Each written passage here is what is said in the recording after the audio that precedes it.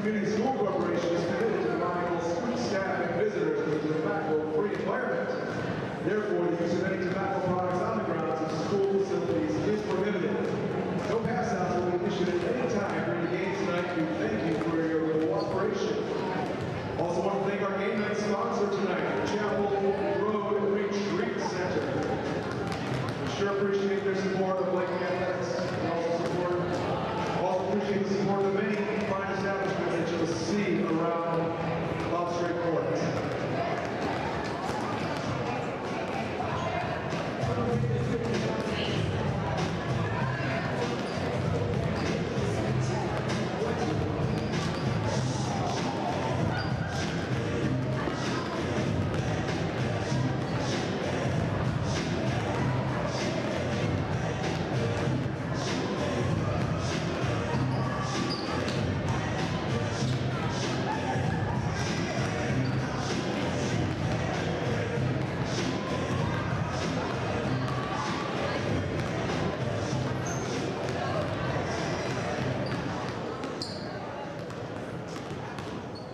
For all you fans out there, the Lady Vikings will be back in action on Friday, January 19th when they travel to Belmont, freshman and JV tip at 6 p.m.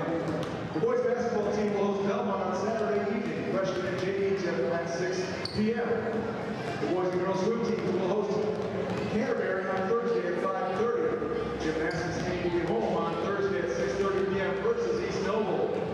Also, the rest of the team will host the NBA meet on Saturday, January 20th.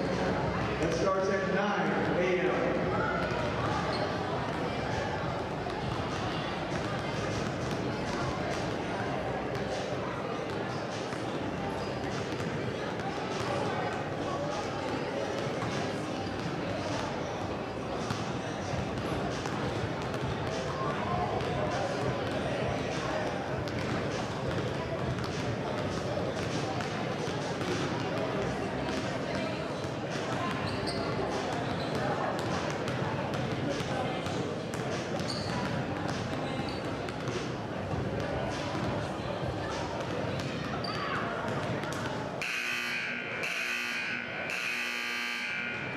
At this time, we want to take a moment and recognize the efforts of our junior varsity cheerleaders. The junior varsity cheer team consists of the following members: Emma Alford, Micah Barnum, Maggie Hall, Aubrey Linker, Ashton McCoy, Jessis Runyon, Quinn Schreiber, Ellie Shape, Michaela Smeltzer, and Lily Suter. The junior varsity cheer coach is Michaela D'Amato. Let's give these fine athletes a round of applause.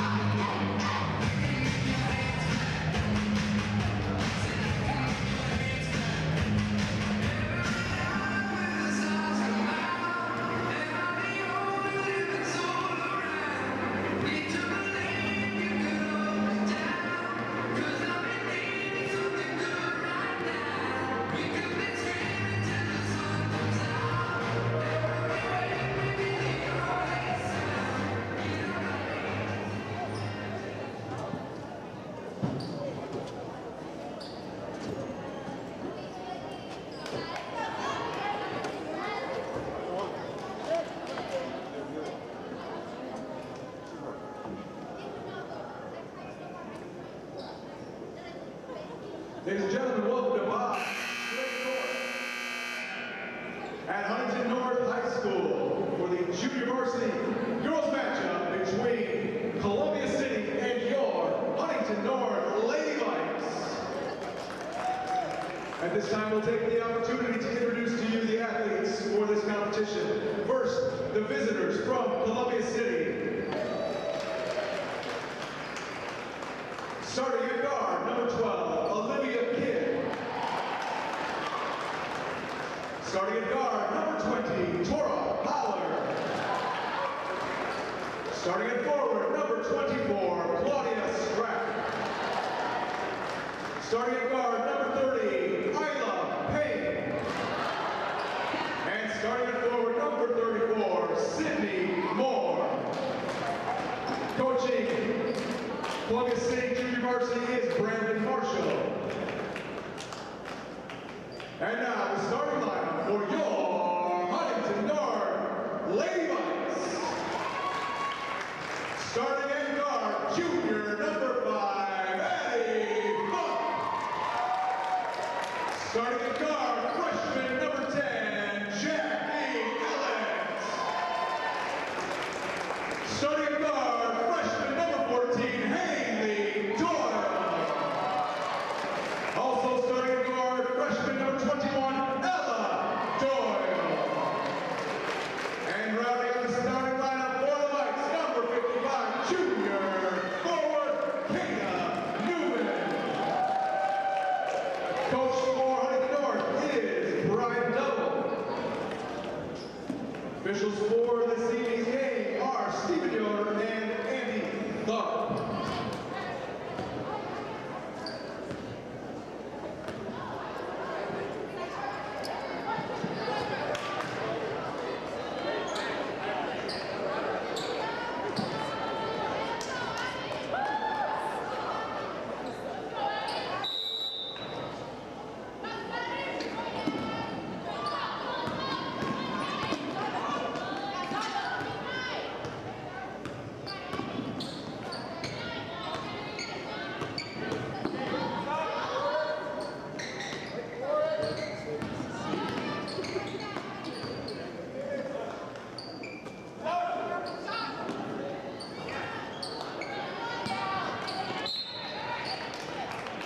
About to the Columbia City basketball on the end line.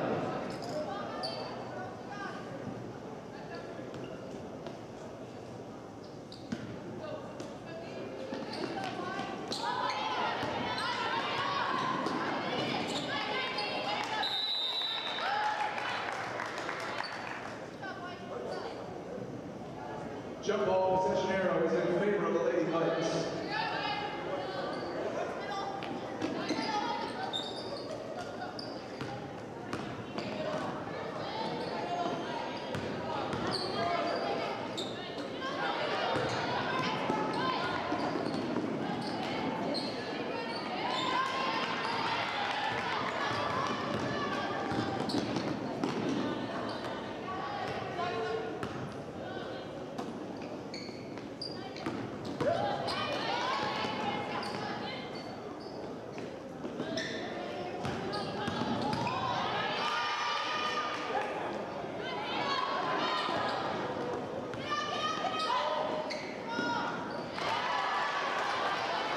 Basket by number 30, Isla Payne.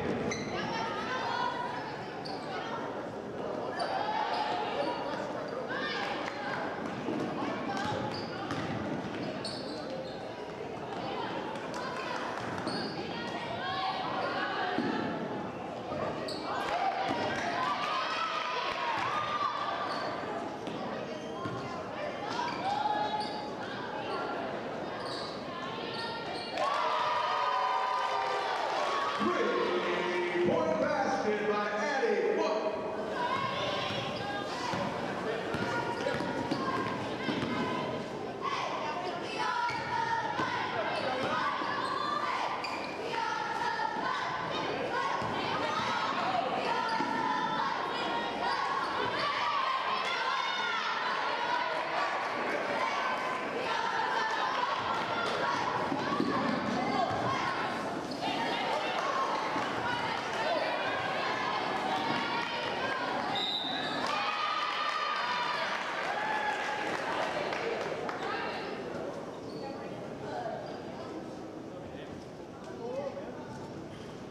Columbus City foul, 20, Tora Howell.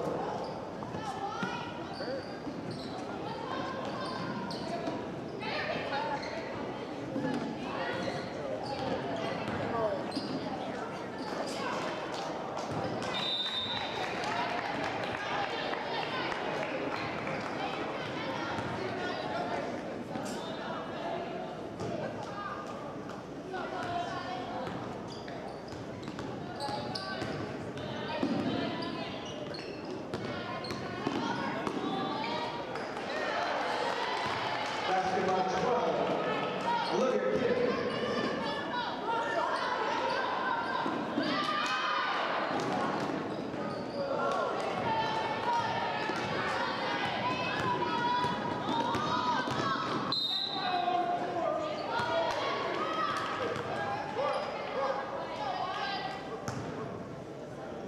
Huntington North foul on number 10, Jackie Flint.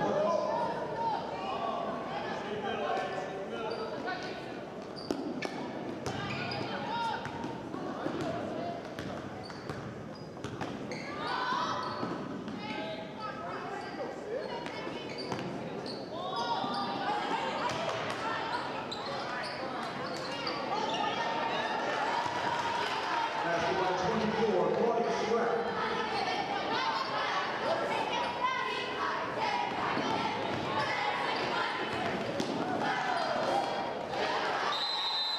Basketball 12, Olivia Kidd. We have time on the floor. Taken by the head coach of the Lady Vikings. That's a full timeout.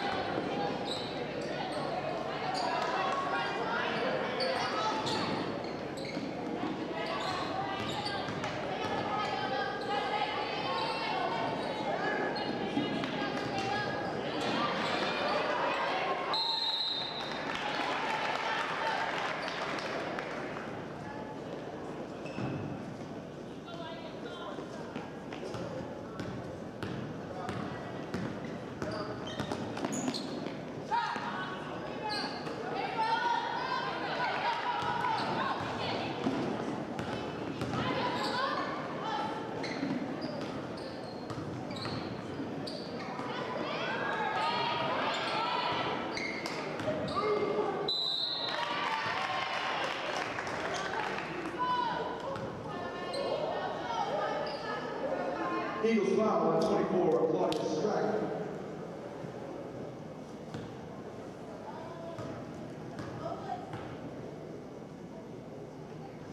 This is Addie Funk at the line for the Vikings.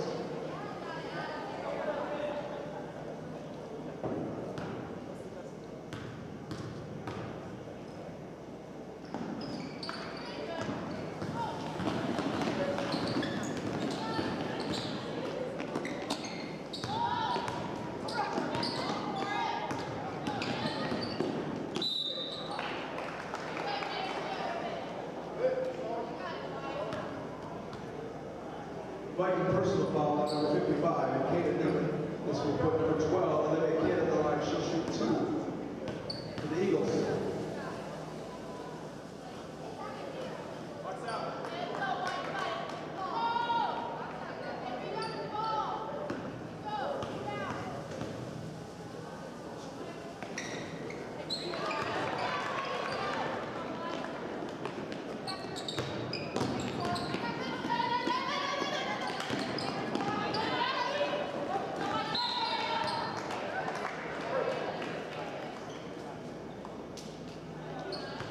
Viking personal foul on 55, Kaden Newman.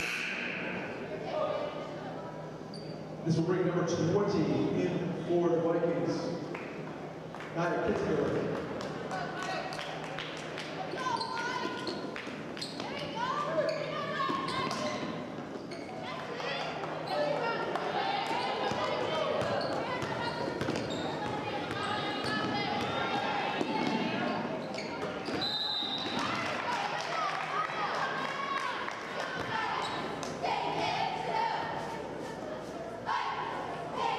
Eagles personal foul on 4 points. This brings number 22, Lacey Friend, into the game for the Eagles.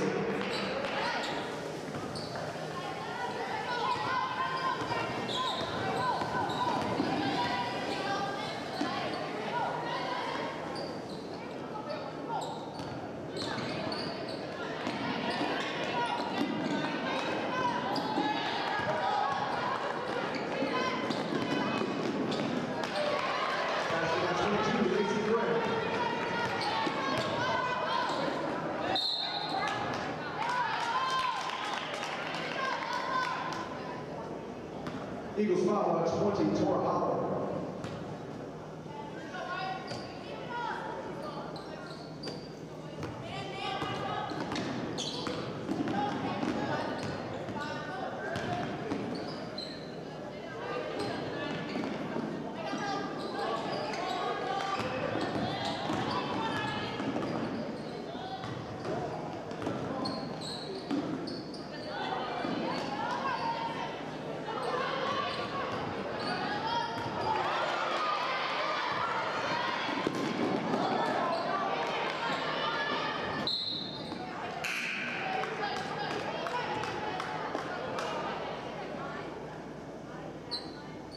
Number 14, Ethan McMahon checking in.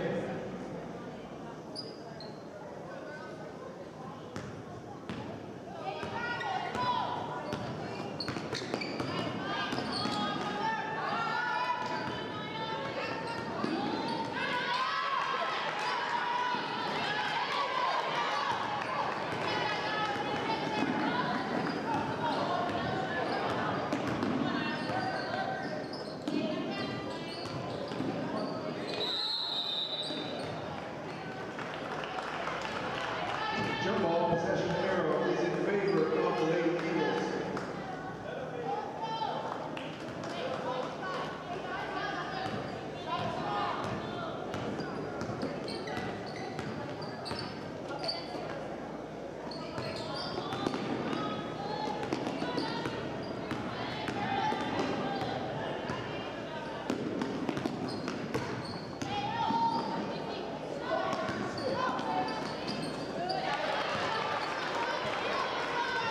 Basket by 30, Isla Payne.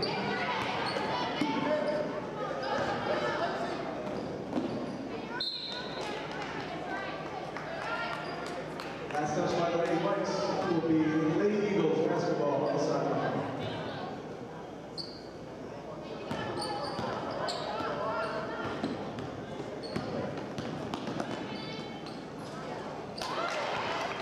Basket by 12, Olivia Kidd.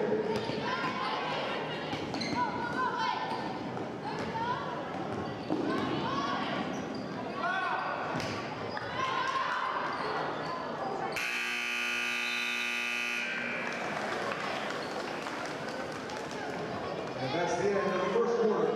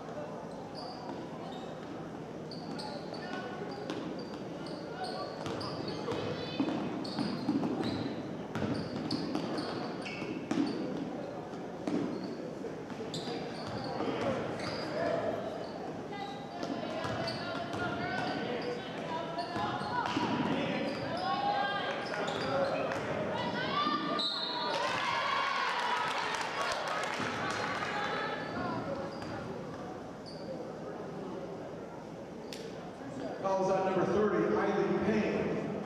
This puts number 20 at the line. Kitzmüller.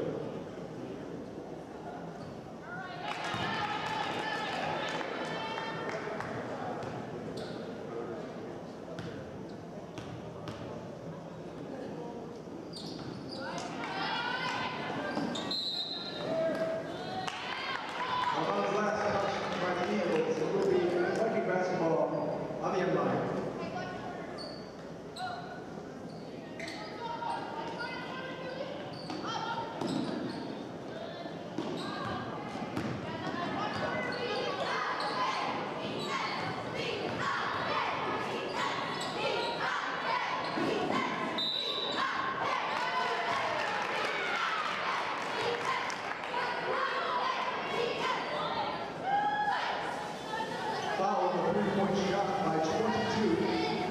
Mason Ray.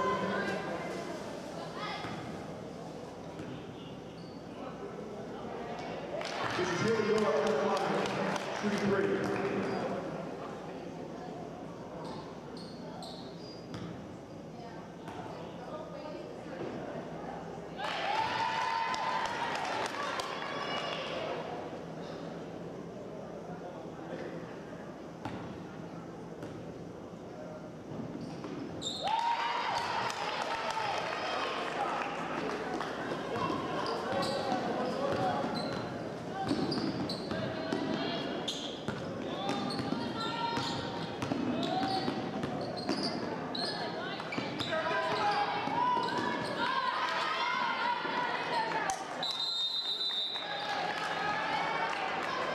Jump ball.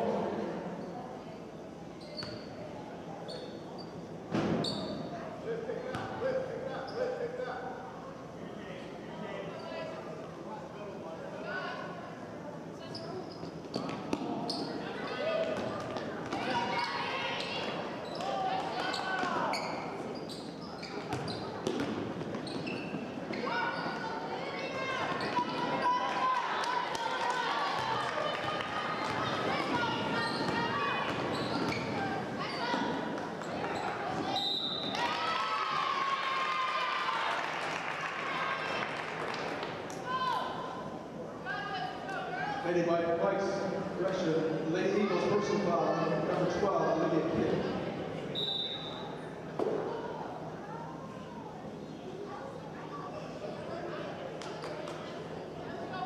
Substitution for Columbus City, this is number 20, Tora Holler, and Andrew Green.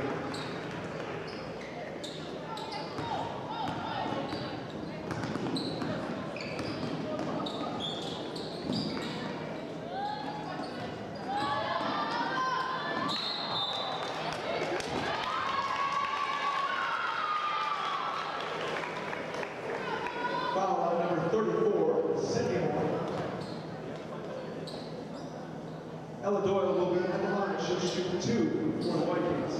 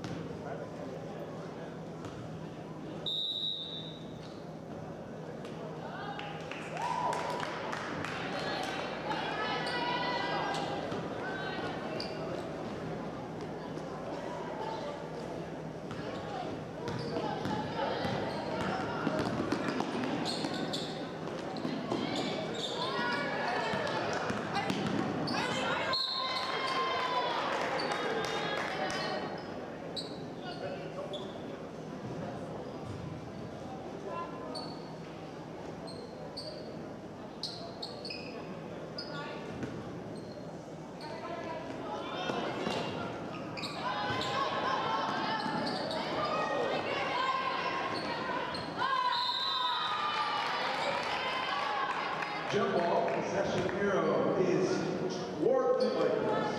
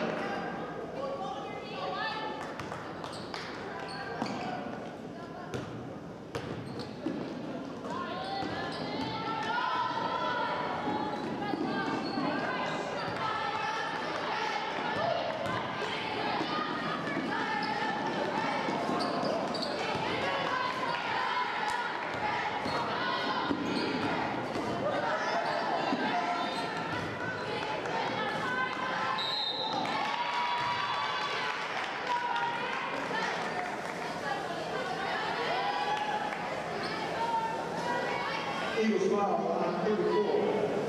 Sydney Moore.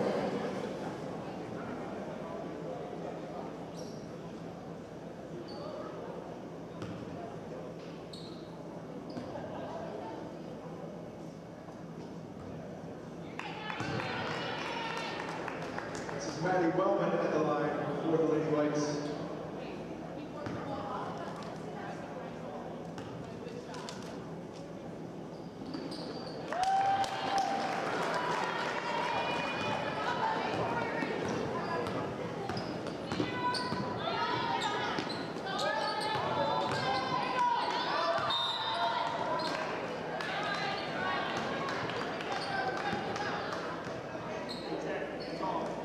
Anybody's foul on 10. This will bring number 5, Addie Funk, into the game for the Lady Vikes.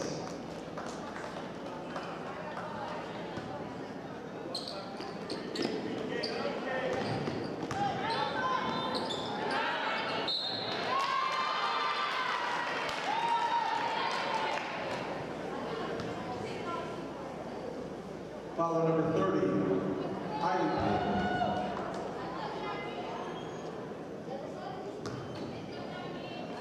Moves the Eagles into the bonus. Forces into the bonus, so this will be number 10, Jackie Allen at the line. She'll shoot 2.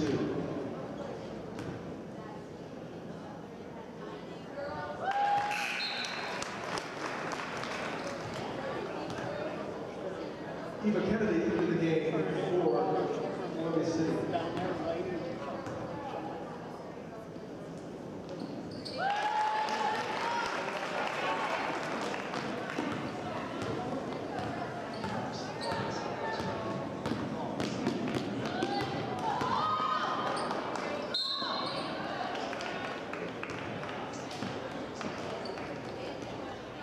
Viking foul on number 11, Maddie Wellman.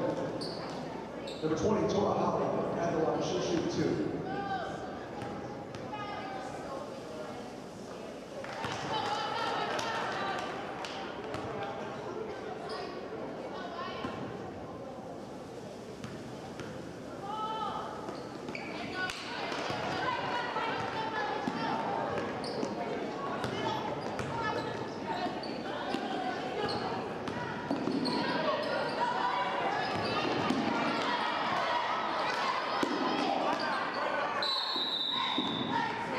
Timeout is taken on the floor by the head coach of the Lady Vikes. That's a 30-second timeout. 30-second timeout.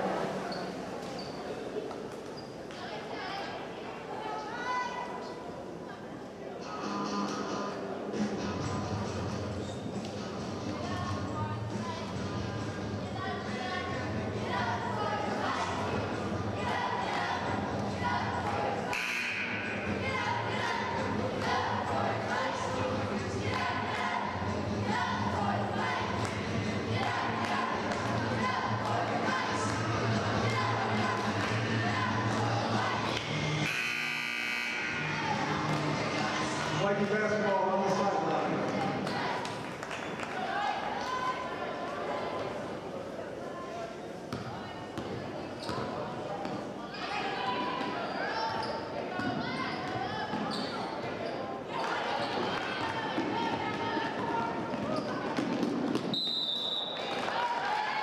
Violation. Ball is turned over to the Lady Vikes.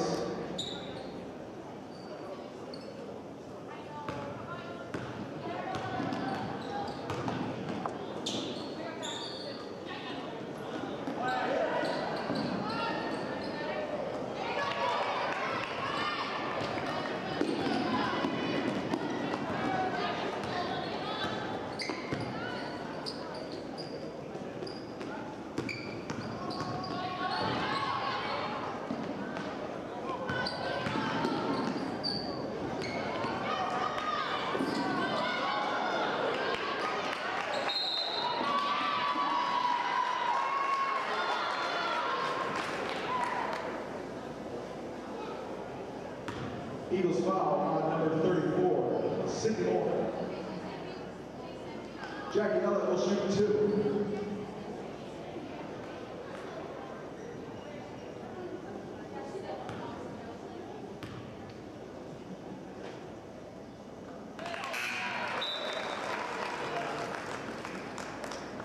Claudia Stratton back into the game for the Eagles.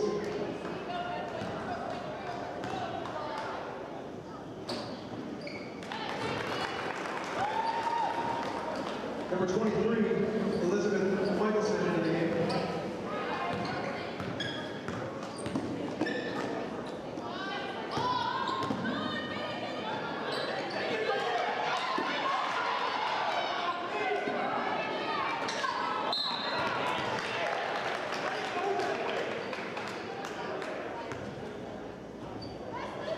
Foul number 11, Maddie Welcome.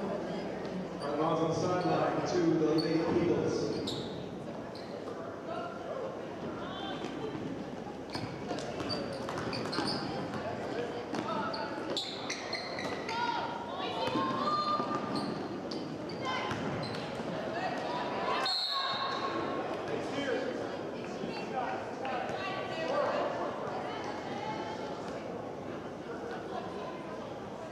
Waiting the foul on 14, Haley Doyle.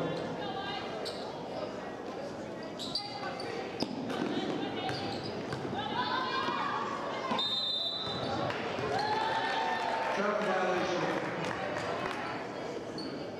Viking basketball on the sideline.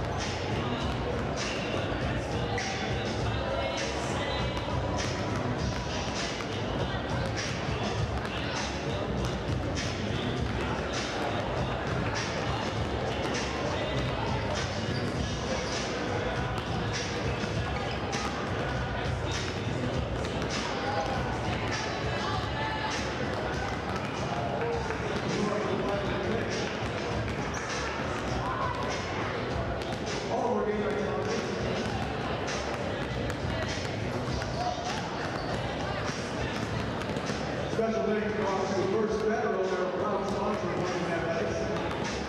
For your banking needs, check out First Federal. Of course, Z-Place. A local favorite. We all love Z-Place, especially the coach of the Junior Lady Vikings, Rhino. Weights, etc. Also good. If you're on your way home tonight, let's pick up some wings. Head on over to Weights, etc. and located across the Walmart. Kimball Financial Services, we certainly appreciate them for providing our new LED sports table and the soft chairs behind them. Thank them for that. All our sponsors you see around the course tonight have significantly donated to support us. Please support these local businesses and say thank you.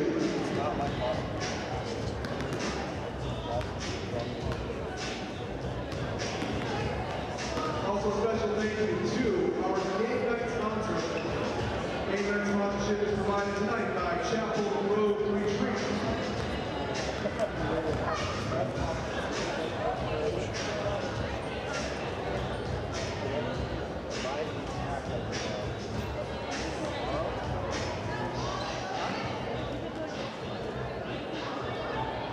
My body knows that vacation is coming.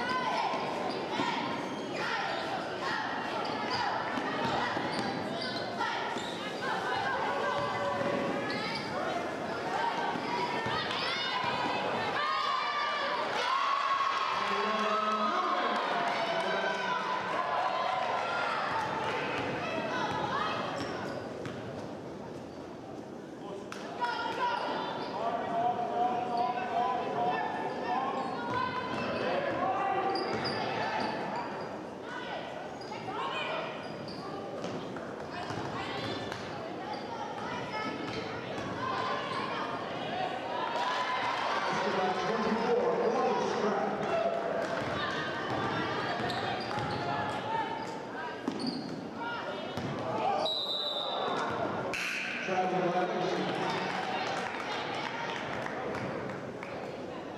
Number 14, Keely McMahon back into the game for the Lady Eagles.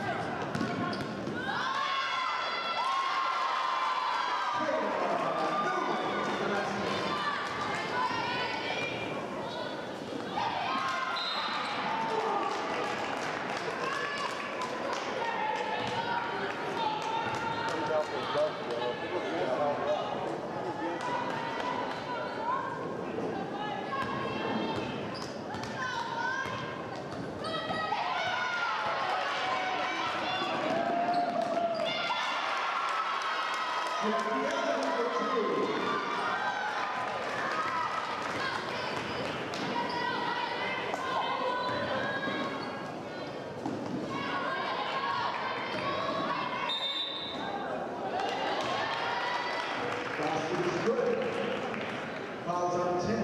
Jackie Ellen is going to put number 12 on the line. Olivia Kier, she'll shoot one.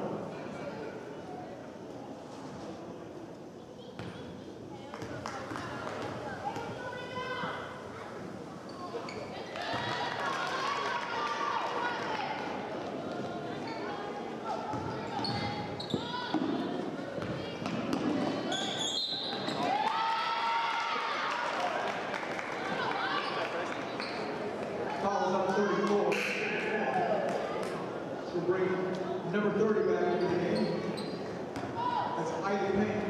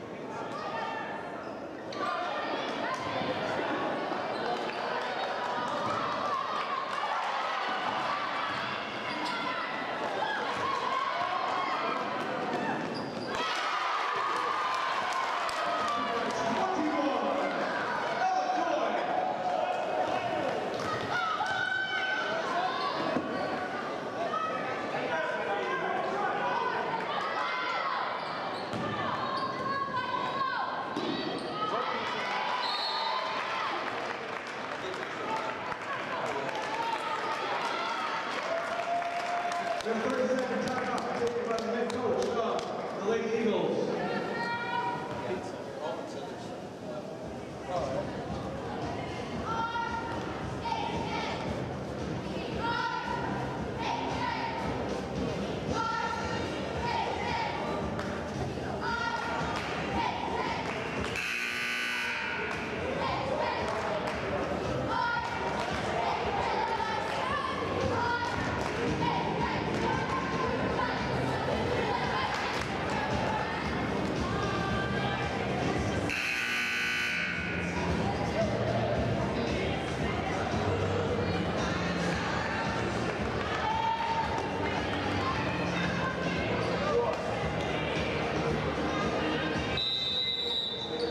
Lady Vikings basketball on the end line.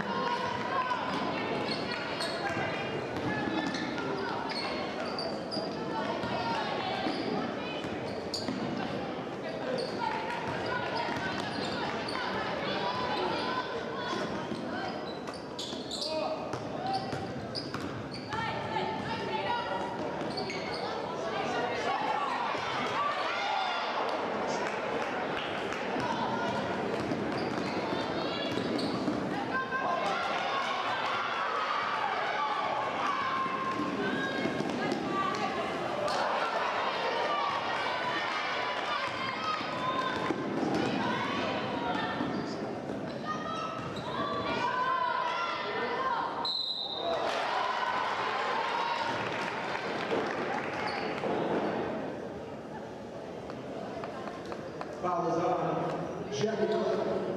Basket counts for number 20, Tora Hopper. 23, Elizabeth Michelson back into the game for the Lady Vikings.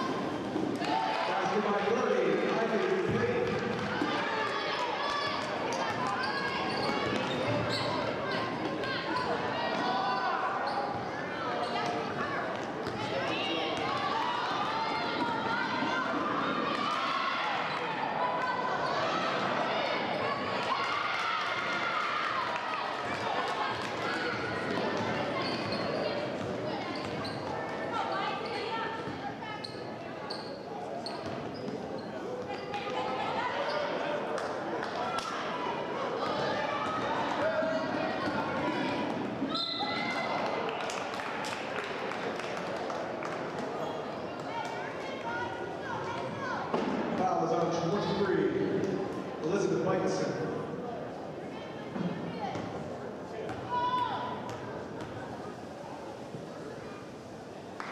That is Olivia Pitt at the line.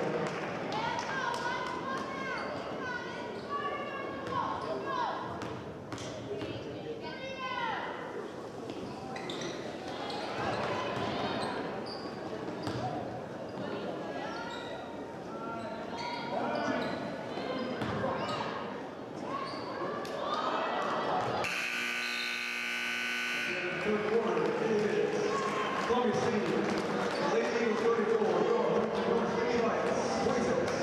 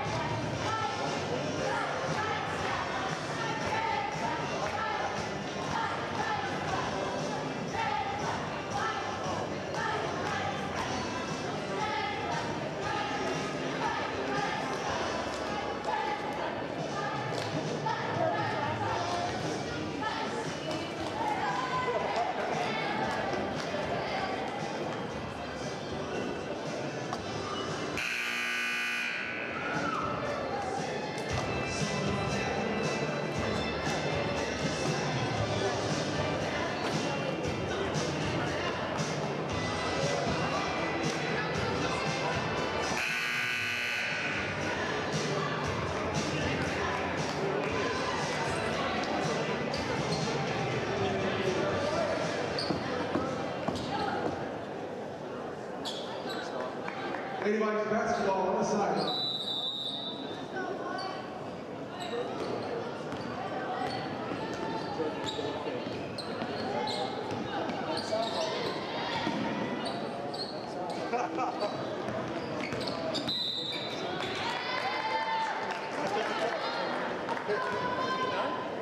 Eagles foul on 22, Mason Frank.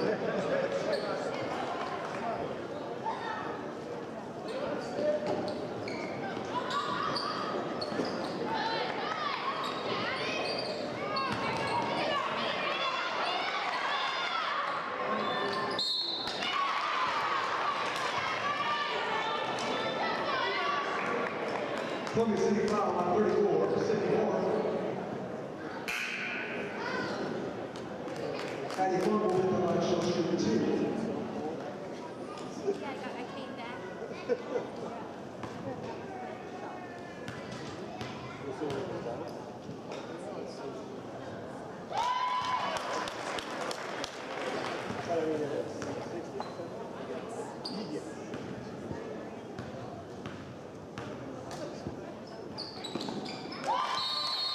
Addie Funk with 2 from the line.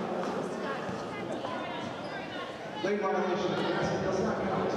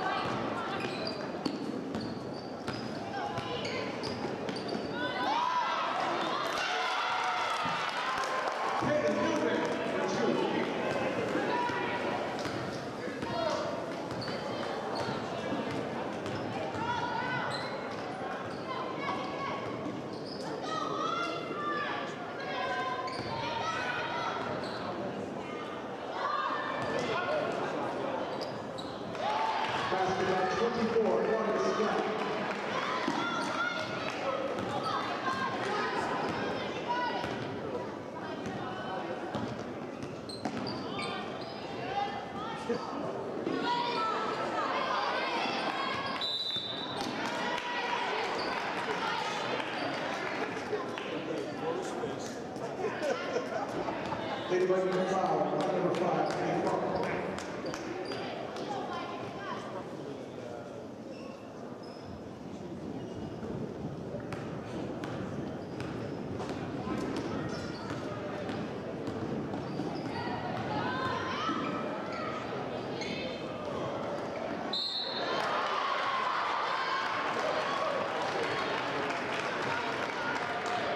Foul on number 55, Kate Huntington. Basket is good by 24. Claudia Stratt, she's at the line, she'll shoot 1.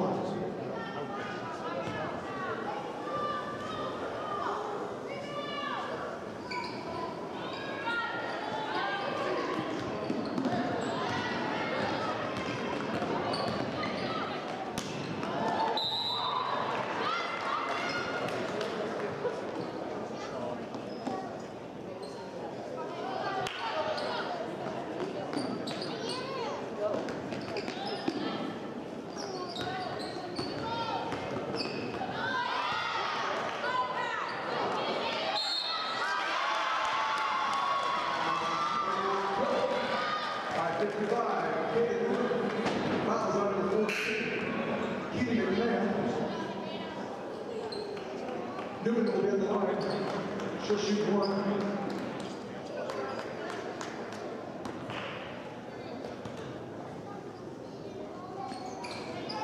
Number 10, Eva Kennedy checks in for the Lady Eagles.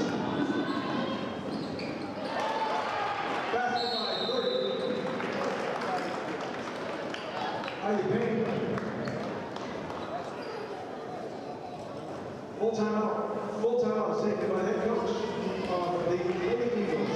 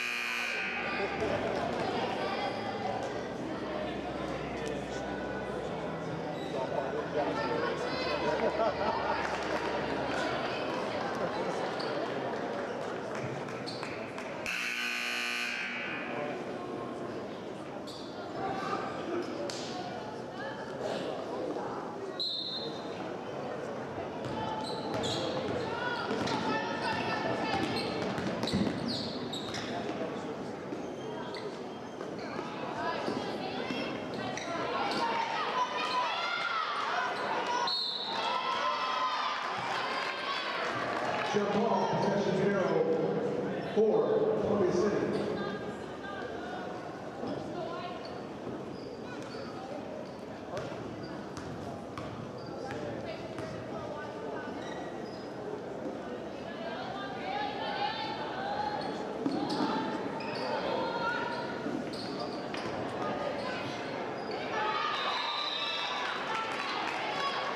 Jump ball, possession hero, 4, Lady Vikings.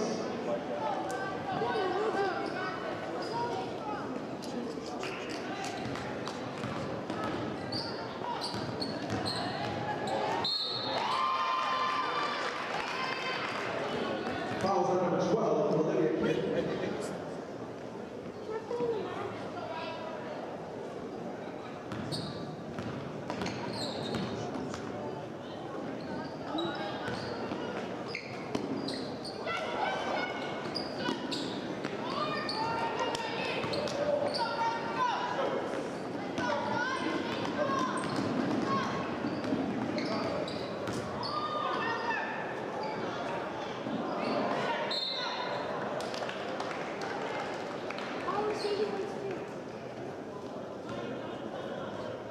Fouls on 21, Ella Doyle. 24, Claudia Strack at the line. She'll shoot 2. Correction, that's on the end line for Columbia City.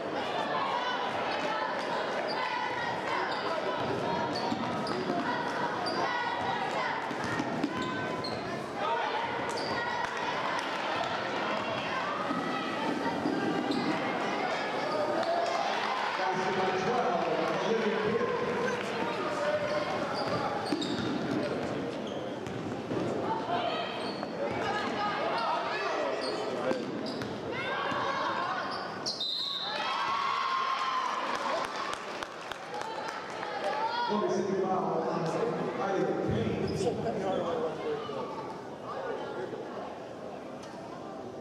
Ella Doyle at the line. She'll shoot 2 for the Lady Vikings.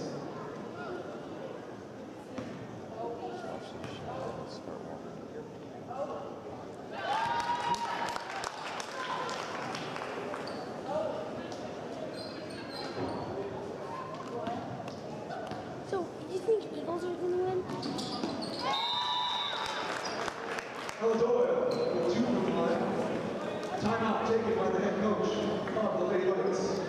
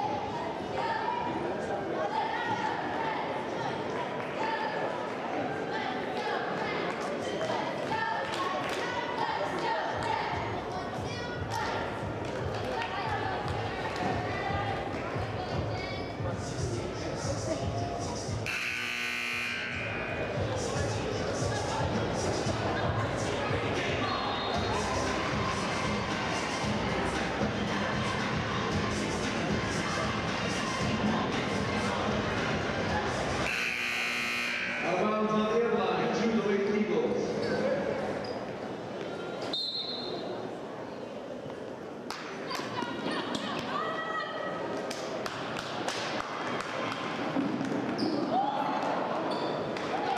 Basket by 24. Claudia Strack.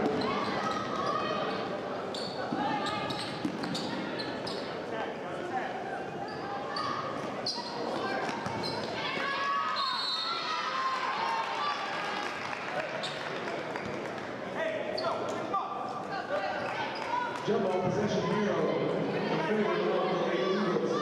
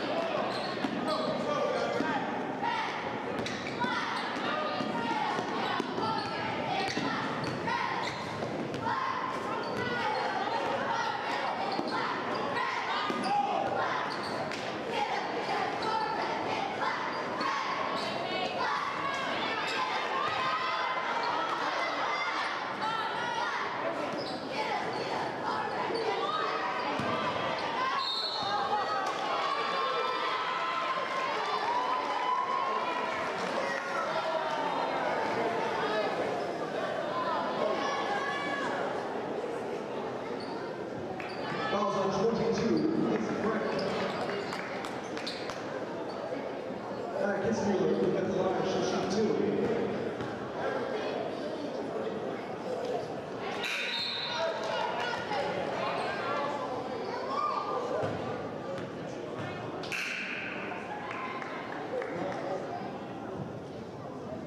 The lane violation.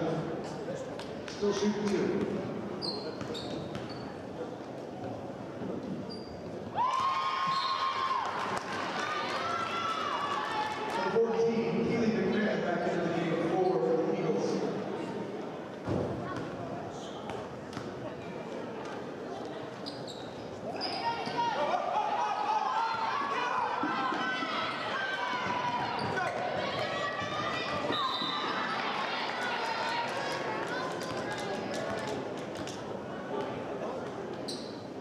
Fouls out 20. Kitzmüller. Kate Newman back into the game for the Lady Vikings.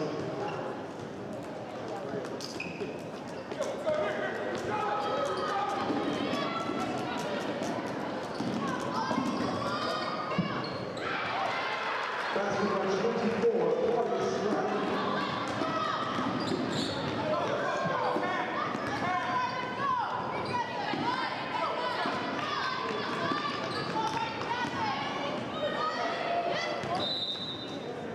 And about his last touch by the Eagles.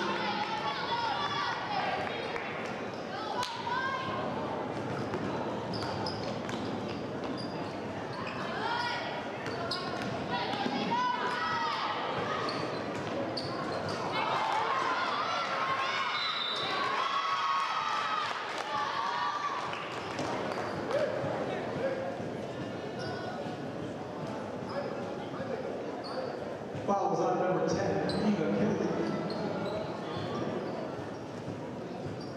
Ella Doyle at the line, she'll shoot 2.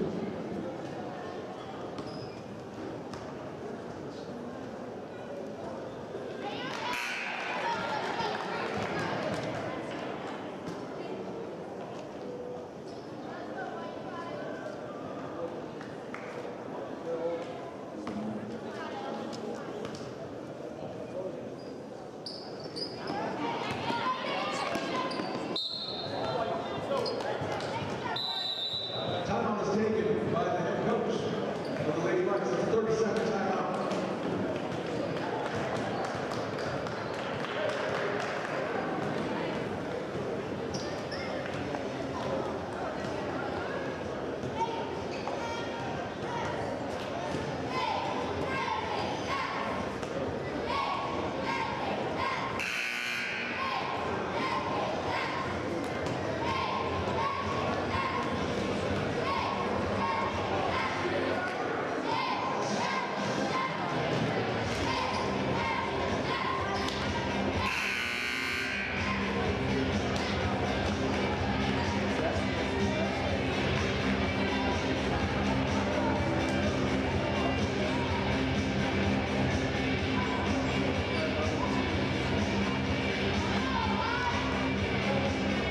WVSH basketball on the sideline.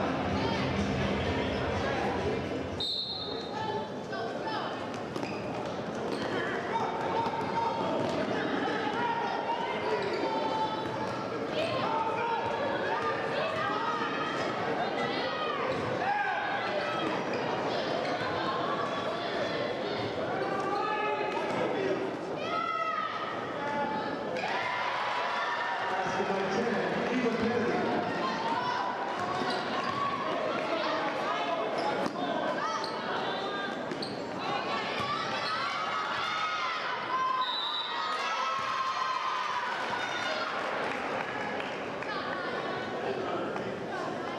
Foul is on number 30, Riley Payne.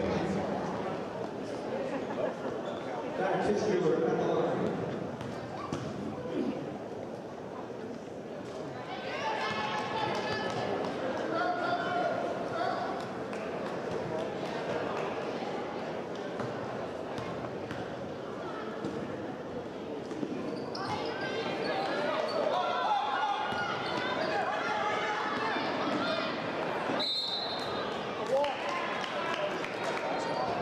Jump ball, possession to go, favor for the Lady Vikings.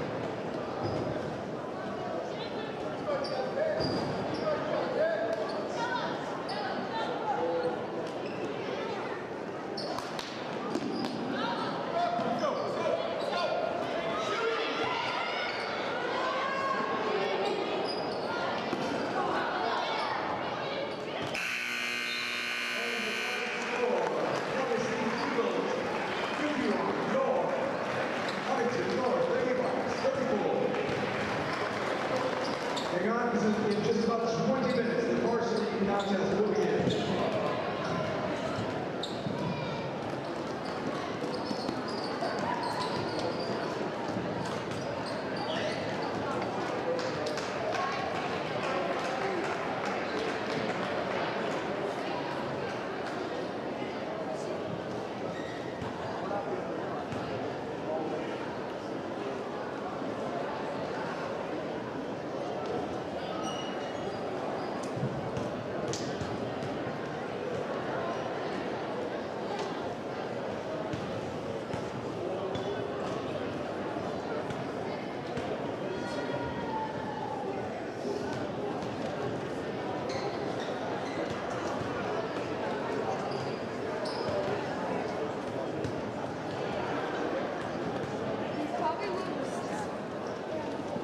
So my dad, when we could, No problem. I go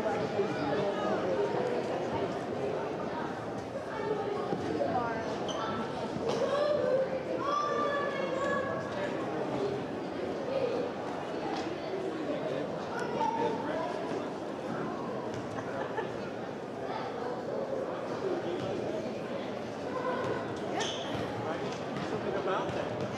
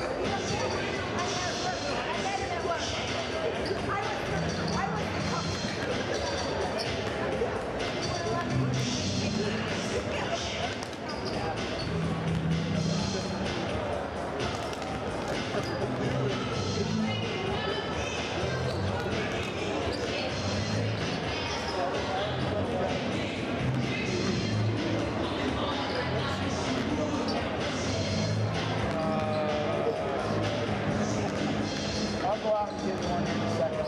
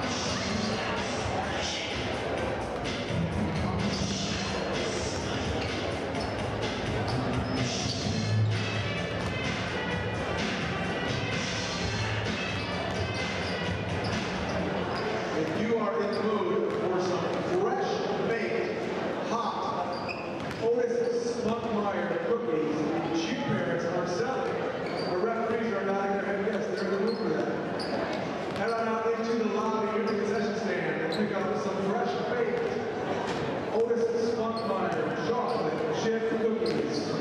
You will not regret that decision.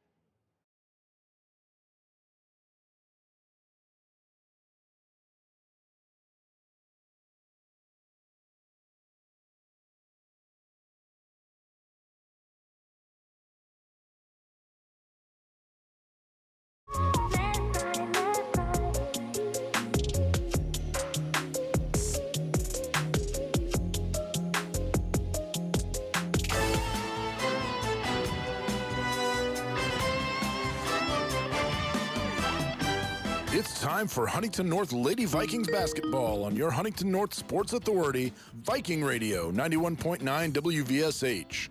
Before we head to the hardwood, we'd like to thank the following sponsors for making tonight's broadcast possible. Bailey Love Mortuary, Bippus State Bank, First Federal Savings Bank, Hartburg Roth, Garrett Halverstad and Garrett Law, Nove, and Wise Guys Downtown.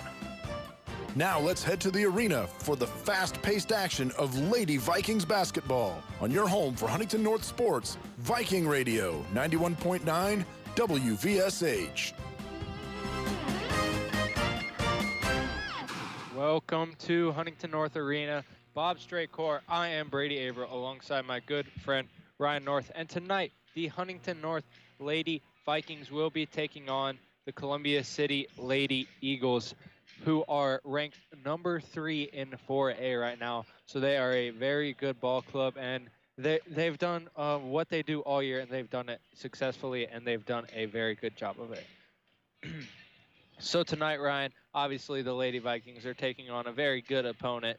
What do you think the Lady Vikings need to do to come out and compete against the Lady Eagles tonight? Being without Gracie Fields, that's a big deal. I mean, especially for the girls playing as one as a team. Gracie led the team in defensive steals and, had some very good defensive stops. I think just filling in that position and, next man up, chop wood, carry the water, what Coach Hines says. I just think they just have to play even more as like a team together and, just communicate and play fast and play hard, especially against this really good Lady Eagles team. Yep, I agree. So, in just a couple minute or so, we're going to send you to the interview with Coach Hines that Mr. Altman got before the game. But, so, obviously, Lady Eagles are one of the elite teams in the state. And the Lady Vikings got off to a slow start this year, but they've been a lot better and have had a lot more success recently. Ryan, why do you think that they've been able to come together and have so much more success like we knew they could have, even though they started the season off a little bit slow? I think even starting off the season with the tough, slow schedule that they had, I think that also helped the Lady Vikes, just kind of get into the mindset of these upcoming games throughout the season. They've been playing very well each game as they go on. Each having their moments every once in a while, but they've been playing very well. And I think when it comes down to third and fourth quarter, I think for the most part they've been making smart choices and playing more as a team and making smart passes like on the outside when it's limiting not smart. turnovers, making sure that they get back on defense in transition, and just being able to do a lot of things that really can turn a ball game and flip a ball game in a quick period of time. Absolutely. So we are going to send you to the pregame interview that Mr. Altman got with Coach Hines, and we will be right back after that. I'm here with Huntington North Lady Vikings head coach Matt Hines. First of all, Coach, this game has been delayed a little bit, but you're still coming in off of a win over Fort Wayne. How important was it for your ladies to get back on the winning track against Wayne? Well, it's really important. We've won 8 of our last 10. We haven't played that many games without Gracie, so that was really important for our kids to go out there. And, Wayne had just come off of a really good win against Northeastern down in a tournament. So we felt really good about it.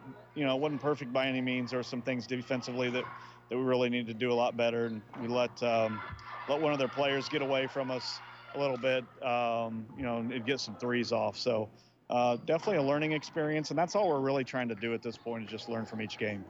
And back into conference play tonight. This game originally scheduled for Saturday has been postponed due to weather. Columbia City came into the season as the favorite to win conference. What do you know about the Eagles? Well, they're ranked number 3 in the state for a reason. They're every bit of deserving for it. They can get up and down the court really fast. They can shoot it. They got 4 kids that can shoot it at all times. And they got a really good post player in Baker that really does a nice job of being physical. She does a nice job of sealing you up high, offensive rebounds. She's just a strong physical presence and really a big part of their team. Sometimes I think she gets overlooked a little bit with all the shooters that they have. But, yeah, it's going to be a tough one. It really is. But, we're just focused on trying to focus on the process in that moment. And we got to remember what our purpose is each time we come out there. And you mentioned Baker in the post. Some other names that come to mind, you talked about the perimeter. I mean, Sheets, I know, has given teams fits over the last couple of years. And just another year of experience for all these girls from Columbia City. How do you plan to really attack that kind of inside-out game that they have? Well, it's really important that you don't let them start getting into the paint because, once they get in the paint, they're too good around the basket to finish. But once they start breaking you down, then they get kickouts for three. And so it's kind of I know it's kind of old hat, cliche, whatever you want to call it for us, like keep them out of the paint. But it's kind of where it breaks you down, and so we just got to do a really good job of that. They're going to get some threes off anyway. You're not going to take away completely the three-point game, but we want to limit it, and then we want to limit offensive rebounds, and then also limit them getting into the paint and getting easy stuff in transition. And finally, just one or two things, keys to a Lady Viking victory tonight. Well, it's going to be important that we get back. They really push it up the court quick. They'll throw full court passes. We cannot, jog back. We got to sprint back, get our heads turned and match up. We got to keep them off the glass. We got to value the basketball. They're really good on-ball defense, really good. They're going to knock it away. They're going to poke it away. We've got to protect it, make sure that we're protecting the ball and valuing the basketball so we can get good shots. All right, thanks, Coach, and we'll talk to you after the game. All right, thank you. Welcome back to Bob Strait Court inside North Arena, and we are going to send you to the JROTC as they present the colors, and we will be right back with you after that. Strait Court at North Arena for tonight's game. As you look to the north end of the arena, you will see the junior ROTC from Huntington North here to present tonight's colors. We're going to ask you to please rise and remove your caps once they present the colors as we honor America with the playing of the national anthem.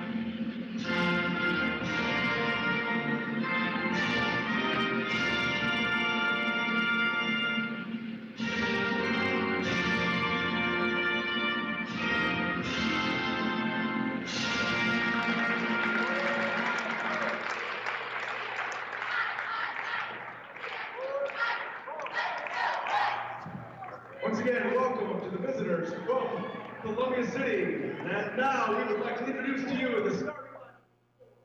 So we bring you back to Bob Strait Court in North Arena. Thank you to the JROTC Color Guard for presenting the colors tonight. And I will give you the starters here tonight for both teams. It looks like I'll start with the visiting Columbia City Lady Eagles. It looks like the first starter is number 12, Kendra Sheets, the senior guard. The second one is number 20, Faith Frey, the senior guard. Number 22, Tessa Tonkel, the senior guard. Number 24, Molly Baker, who Coach Hines talked about in the pregame interview, who is a very big part, often underlooked part of this Columbia City offense and team in general. And then finally, rounding out the Columbia City Lady Eagles lineup is number 33, Addison Baxter. So that is a very experienced group there for the Eagles. And we'll see how their experience plays out tonight, having 0 underclassmen starting, and then only one player who is not a senior on their starting lineup.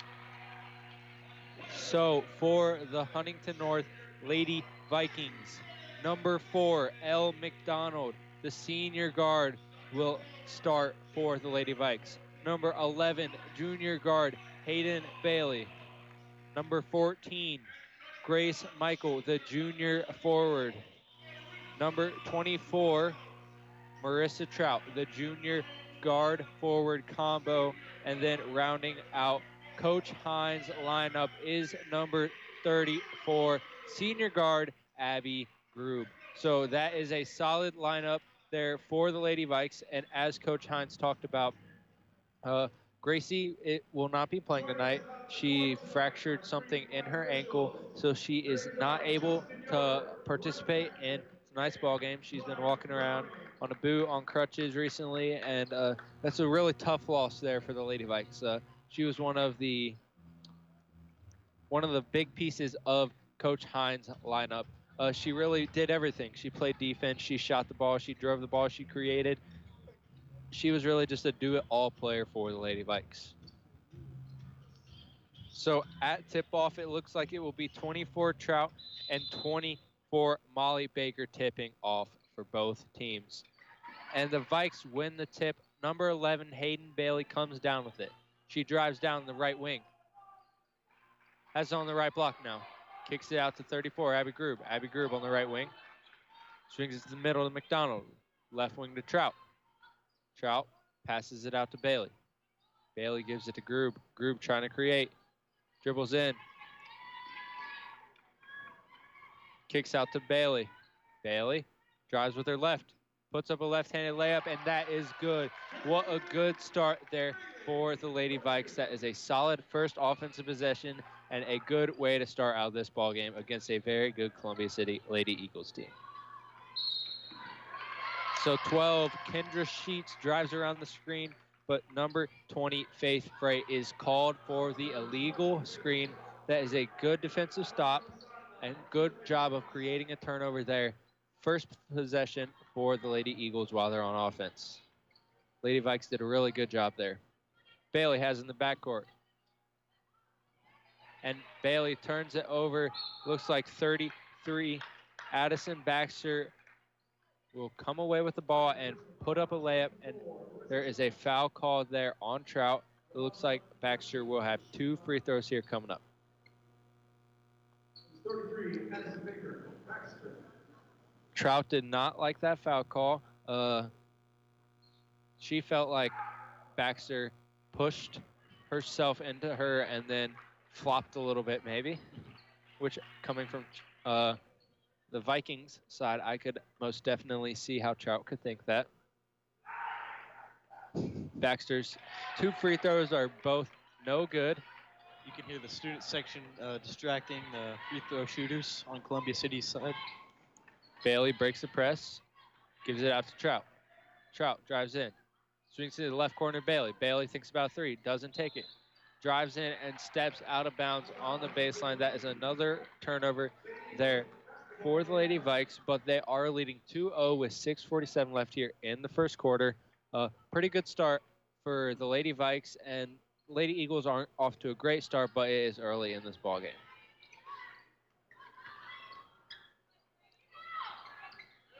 Sheets puts up a layup, and it is no good, and then it is tipped out of bounds off of 20. Faith Frey. There will be Lady Vikings ball in their backcourt.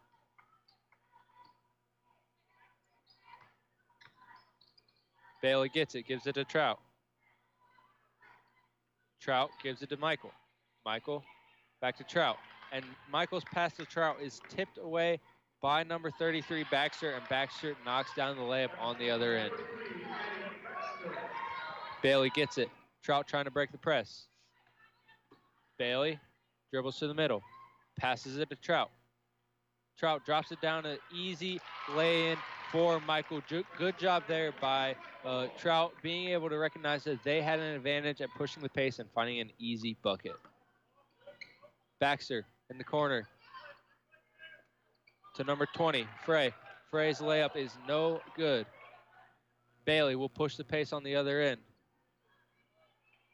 She was guarded by 22, Tessa Tonkel, and her shot is no good, but Grace Michael comes up with the rebound, puts up a shot, and is fouled on there. That foul will be on Baxter. It's a good job there. The Vikes are pushing the pace when they know they have a opportunity to get an easy bucket. So Ryan, obviously Vikes are leading 4-2 right now. What do you think they need to do to keep up this good start? You know, I think they just have to keep their head in the game. You know, just keep the composure and keep playing with the speed they're playing at right now, because right now they're hanging on and keeping the pace. Yeah, keeping the pedal to the metal. Make sure to keep the foot on the gas and not allow this Columbia City Eagles team to get hot. And that is a jump shot there by Tonkel. That is a good mid-range jump shot there. I think that is a shot the Lady Vikings will force the Columbia City Eagles into tonight, and because that's not necessarily a high percentage shot. Those are the shots you want people to be taking, and I think that was a good job there by the Lady Vikings defense. Scores 4-4 with 5 minutes left here in the first quarter. Trout has it, drops it down to McDonald. McDonald kicks it out to Bailey. Bailey with an open three and comes up just a bit short as ball kicks out of bounds. It will be Lady Eagles ball in the backcourt.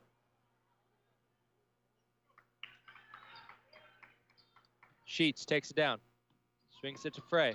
Frey drops it down to Baker. Baker gives it to Tonkel. Tonkel with an easy layup.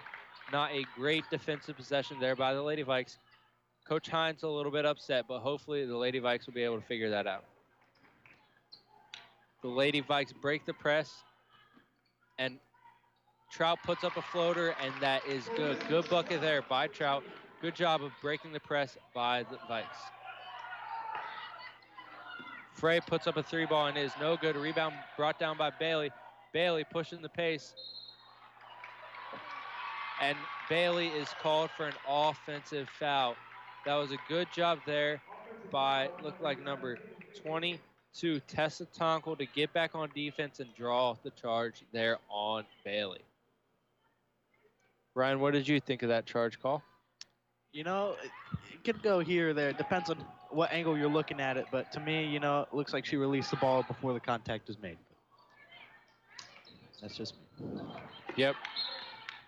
And that is out of bounds off of Kendra Sheets after the missed shot attempt from the Lady Eagles. It looks like Trout will pass it out here for the Lady Vikes. Hey, I don't know if you know this, but right now, over the past 20 years, Huntington and Columbia City are tied 10-10 in their matchups. That is a great fact to know. Thank you, Ryan. Number 12, Riley Wilson checks in here for the Lady Vikes. And then Wilson is called there for travel. Freshman Wilson getting some varsity experience. She started early in this season. She has a very bright future, and Coach Hines really thinks highly of her. Baxter gets it down low, puts up a layup, and knocks it in. That's a good job there of getting the ball down in the paint by the Lady Eagles. Trout and Wilson break the press. Bailey gets it now. Gives it to McDonald. McDonald gives the left wing to Bailey. Bailey dribbles to the top of the key. Gives it to Wilson. Wilson back to Bailey. Bailey gives it to McDonald.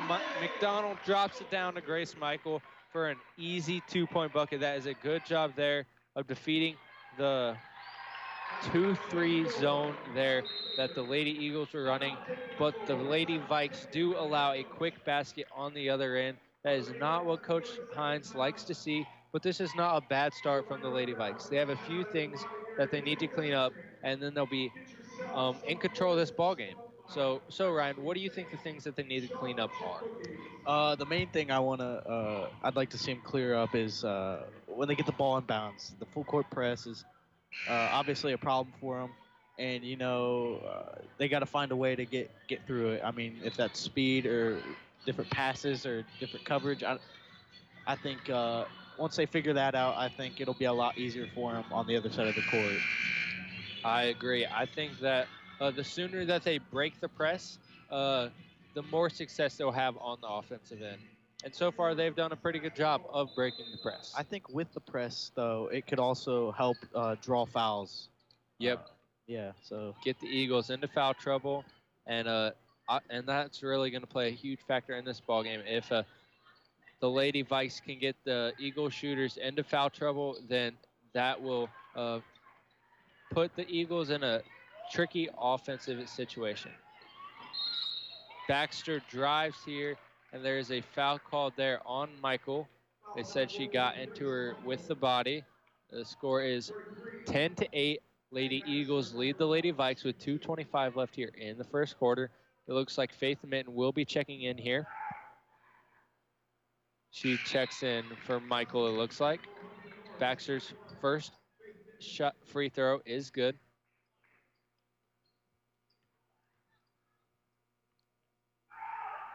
Second one is up and good also.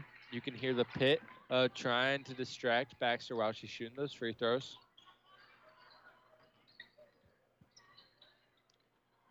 Trout breaks the press, kicks it out to Bailey with an open three look. Bailey's three is just no good. Number 23, Tonko, brings down the rebound, pushes it, gives it to Sheets. Sheets to Baxter. Tonko gets it, kicks it out to 14. Anissa Tonko. Tonko gets it back. Passes it out to Baxter.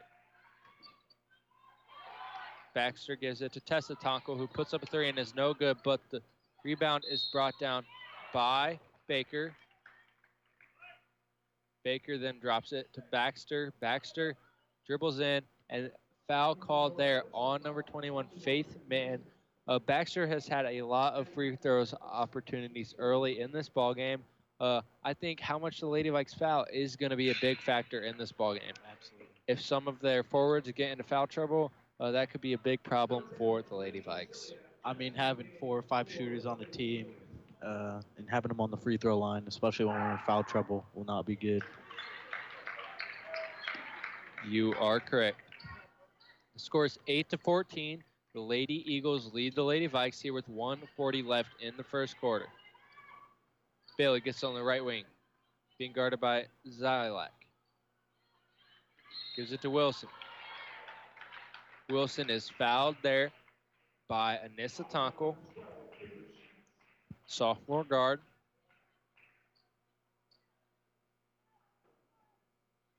Looks like Wilson will pass the ball in.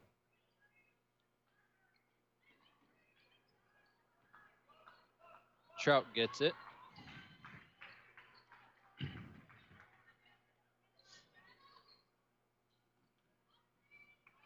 Bailey now has it. Bailey being guarded by Baxter. McDonald to Wilson.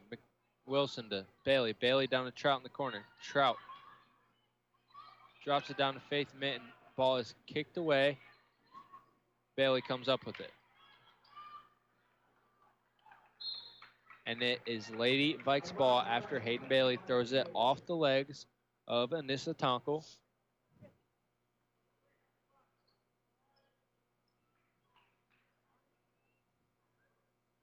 Trout to pass the ball and under the Lady Vikes basket. Gets it into Bailey. Bailey being guarded by Baker.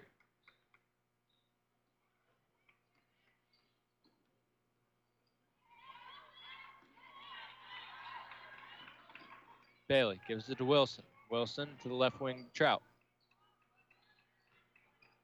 Trout to the left wing to Bailey.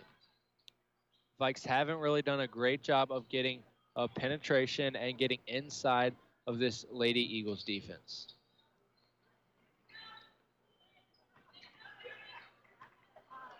Bailey drives in and kicks, and the ball is kicked away and is out of bounds off of the Eagles.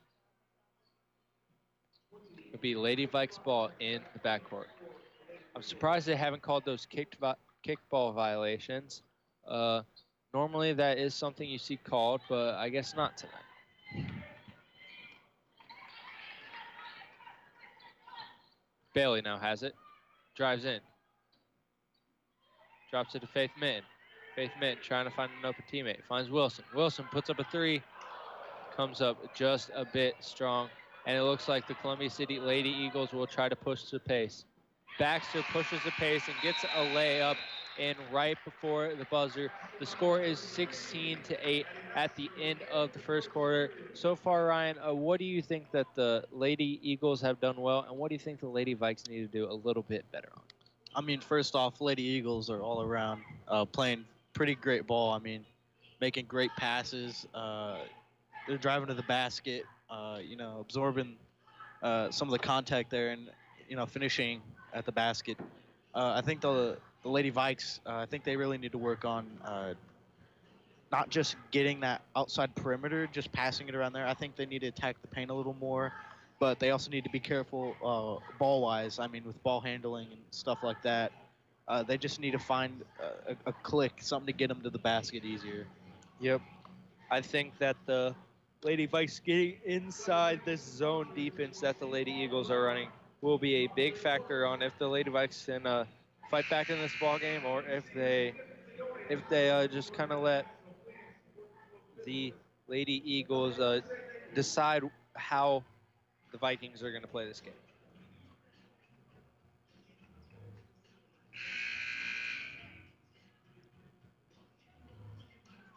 It looks like it will be Lady Eagles ball in the backcourt. Baxter to pass it in. Gets it into Sheets. Sheets drives. Kicks it out to 10. Ziliak. And bang, she knocks it in. This is the drive and kick that Coach Hines was talking about, the inside-out game that he said he needs to, that the Lady Vikes need to not let happen tonight. And so far, the Lady Eagles have really been able to do whatever they want offensively. And there is a foul called there on number 10, Ziliak.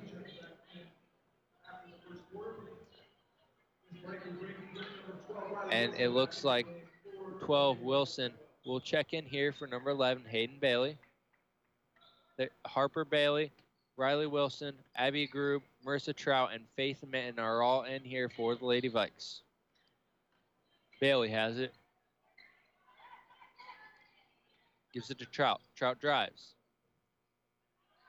Puts up a right-handed shot, and bang, she knocks it in. And one bucket there for Marissa Trout. The score is now 10-19. She could cut this lead down to 8 if she knocks down this free throw. It looks like Tessa Tonka will check in here for number 33, Addison Baxter. Trout's free throw is up and good. Sheets bringing the ball down for the Lady Eagles. Puts up a little bit of a wild layup there, and it is no good. Lady Vikes will have the ball now.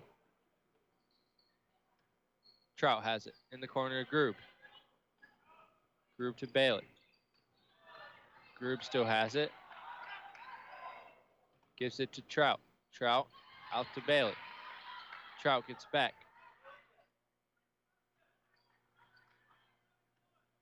Harper Bailey has it now. It's not really a whole lot of motion here from the Lady Vikes. They kind of need to get some movement going, create some offense. A little bit too much dribbling.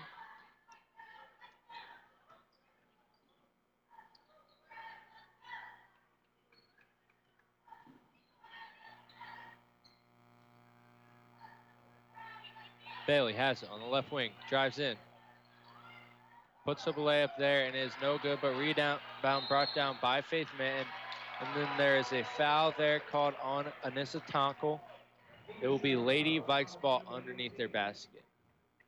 Looks like Molly Baker is going to check in here for the Lady Eagles.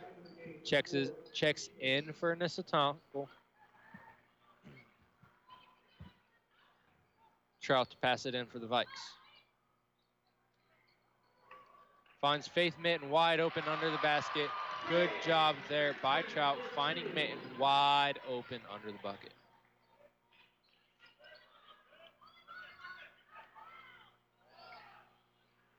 And Ziliak will have an open three there, but it is no good. Harper Bailey brings down the rebound and pushes the pace.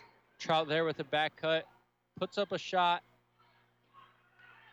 and it is no good. And then they say the ball is tipped out of bounds off of Trout. It will be Lady Eagles ball in the backcourt. Sheets to bring it down.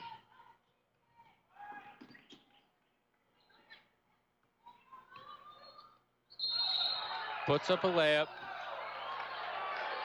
and is fouled there by number 21, Faith Minton. Coach Hines wanted a charge call. He will not get it. Sheets for 2 free throws. First one is knocked in. Looks like Bailey and Michael will check in here for the Lady Vikes. Trout and looks like Minton will come out. Riley Wilson bringing it down the court.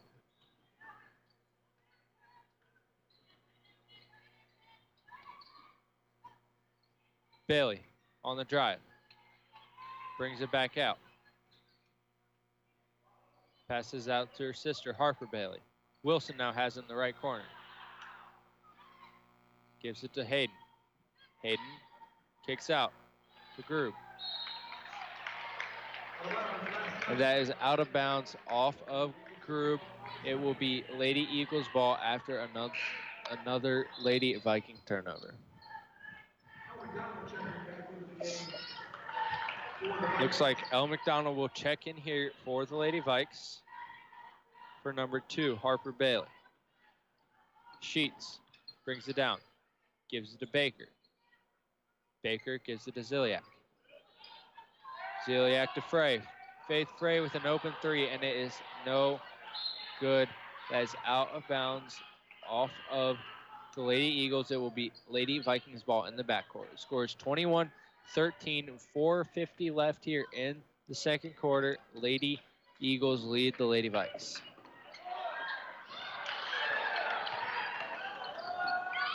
And there is a reverse layup there by number 12, Kendra Sheets, after the turnover there by Hayden Bailey. Scores 23-13. Bailey bringing it down. Gives it to McDonald.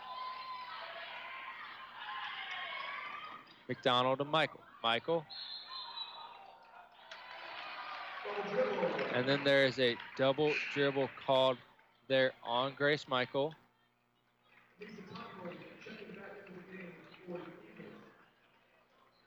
Scores 13-23 with 4:15 left here in the second quarter. Sheets brings it down. Gives it to Baker. Baker to Tonkel. Tonkel to Frey. Frey down to Baker. Puts up a layup, and it is no good. Group can't come down with the rebound, and McDonald has to try to save it, and it goes right to the opposing team's hands, and an easy bucket there for the Eagles. Elle McDonald pushes the pace here for the Vikes and gets a foul called. She will have 2 free throws here coming up.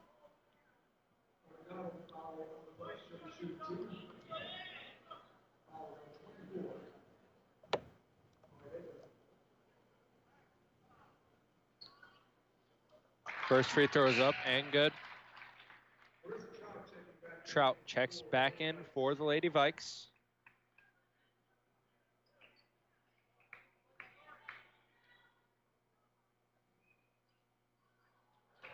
Second free throw is just a bit short. It will be Lady Eagles ball in the backcourt.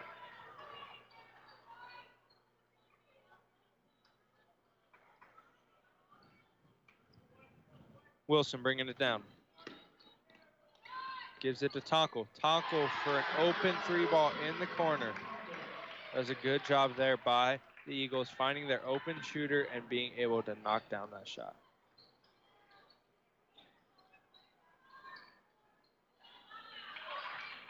Trout takes an open three in the corner and comes up just a bit short. Lady Eagles now have it. Frey drops it down to Baker. Baker makes an easy layup there for the Lady Eagles.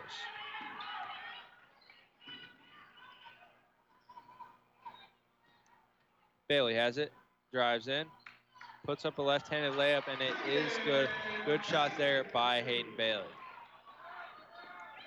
The Lady Eagles push the pace, and that is an easy bucket for the Lady Eagles. Coach Hines is a bit upset that his team is not getting back on defense in the way he wants them to, and he really would like them to give a little bit more effort on the transition defense. So Ryan, the score is 16-32. Lady Eagles lead the Lady Vikes with 2:50 here left in the second quarter. What do you think that the Vikings need to do to get back in this ball game? I think the Vikes have to do a whole lot right now. I mean, after making a basket or after letting up a basket, I mean, the Lady Eagles already have 2-3 girls down there on the three-point line and already shooting. I think, what Coach said? He said full court. You have to be ready, especially getting back and forth when they're in the groove, especially making shot after shot after shot. He also said value basketball. So I mean, he wants the girls to protect the basketball, make smart passes, and just feed the ball to the basket. And I think right now those two things are not going as well as they have been before in the game, and they're having a little bit of trouble with that. Yep, they haven't done a great job tonight of getting back on defense, and they haven't really taken care of the ball either. Trout passes it in to Wilson. Wilson being guarded by Sheets. Wilson out to Harper Bailey. Bailey gives it to McDonald. McDonald in the corner, Wilson. Trout gets it. Gives it to Wilson. Wilson's pass in the corner to McDonald is intercepted. And the ball goes. And after that, number 22, Tessa Tonkel, trips and falls, and the ball goes out of bounds off of her. It will be Lady Vikings ball.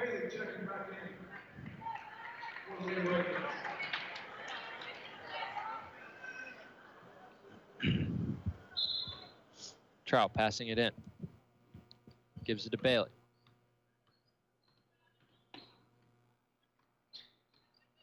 Bailey dribbling around, gives it to Trout. Trout on the right wing now.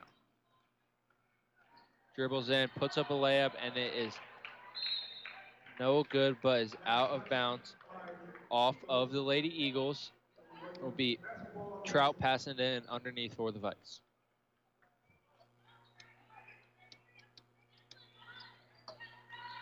Trout gives it out to Harper Bailey. Harper Bailey, McDonald. McDonald to Hayden. Hayden gives it to Trout. Trout puts up a three. And it is no good, just misses there on the three ball from Trout. That's a good shot take, but comes up just a bit. Looks like Grace Michael ended up on the ground there, a little shaken up. Seems to be fine. Yep. So the three is good there from Tonkel.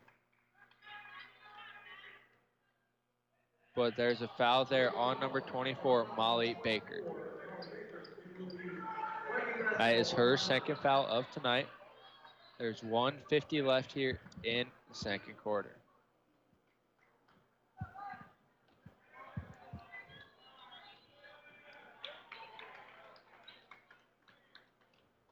There will be 2 free throws here for Michael on the other end, since the Lady Vikes are now in the bonus.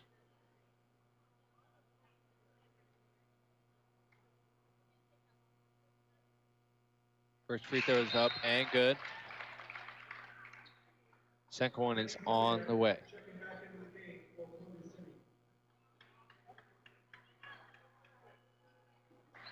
And she knocks down the second. Good job there by Michael of being able to capitalize on her free throw opportunities. 14, Anissa Tonkel brings it down for the Lady Eagles, being guarded by Bailey. Gives it out to Ziliak. And the ball is tipped away. And then there's a foul called there on Ziliak after she dives for the ball. Hayden Bailey here will have 2 free throws.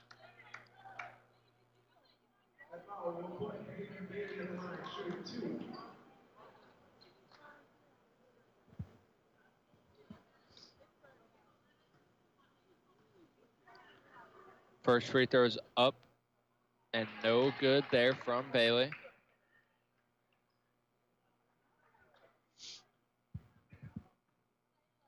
Second one is up and also comes up just a bit long. Score is 18-35 here. Lady Eagles lead the Lady Vikes. Sheets drives in, kicks out to Anissa Tonkel. Tonkel's 3 comes up just a bit right, and it looks like Bailey will come down with it and push the pace and gives it to Michael.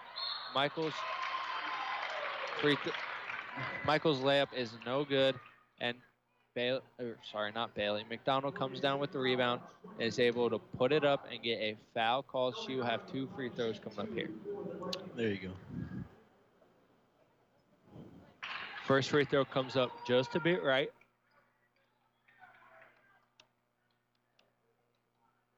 Second one on the way. And she knocks that one in. Score is now 19-35. Lady Eagles lead the Lady Vikes here by 16.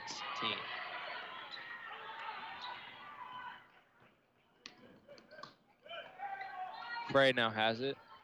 Gives it to Tonkel. Tonkel gives it to her sister, Tonkel.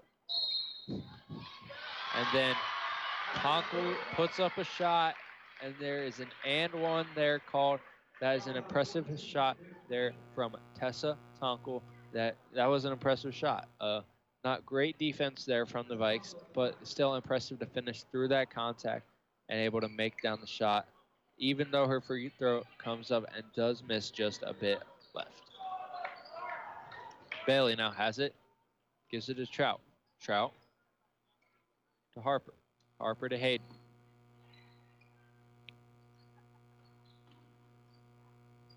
Marissa Trout now has it at the top of the key. Gives it to McDonald.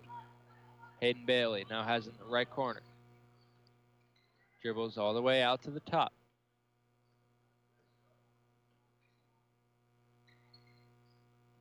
Trout now has it. Right wing. Thinks about driving. Dribbles it out. Swings to the left wing to Bailey. 14 seconds left here in the first half. And there's a foul there called. It looks like Hayden Bailey will have 2 free throws here coming up. That foul there is called on number 12. Kendra Sheets. Bailey will have 2 free throws. First one's up and good.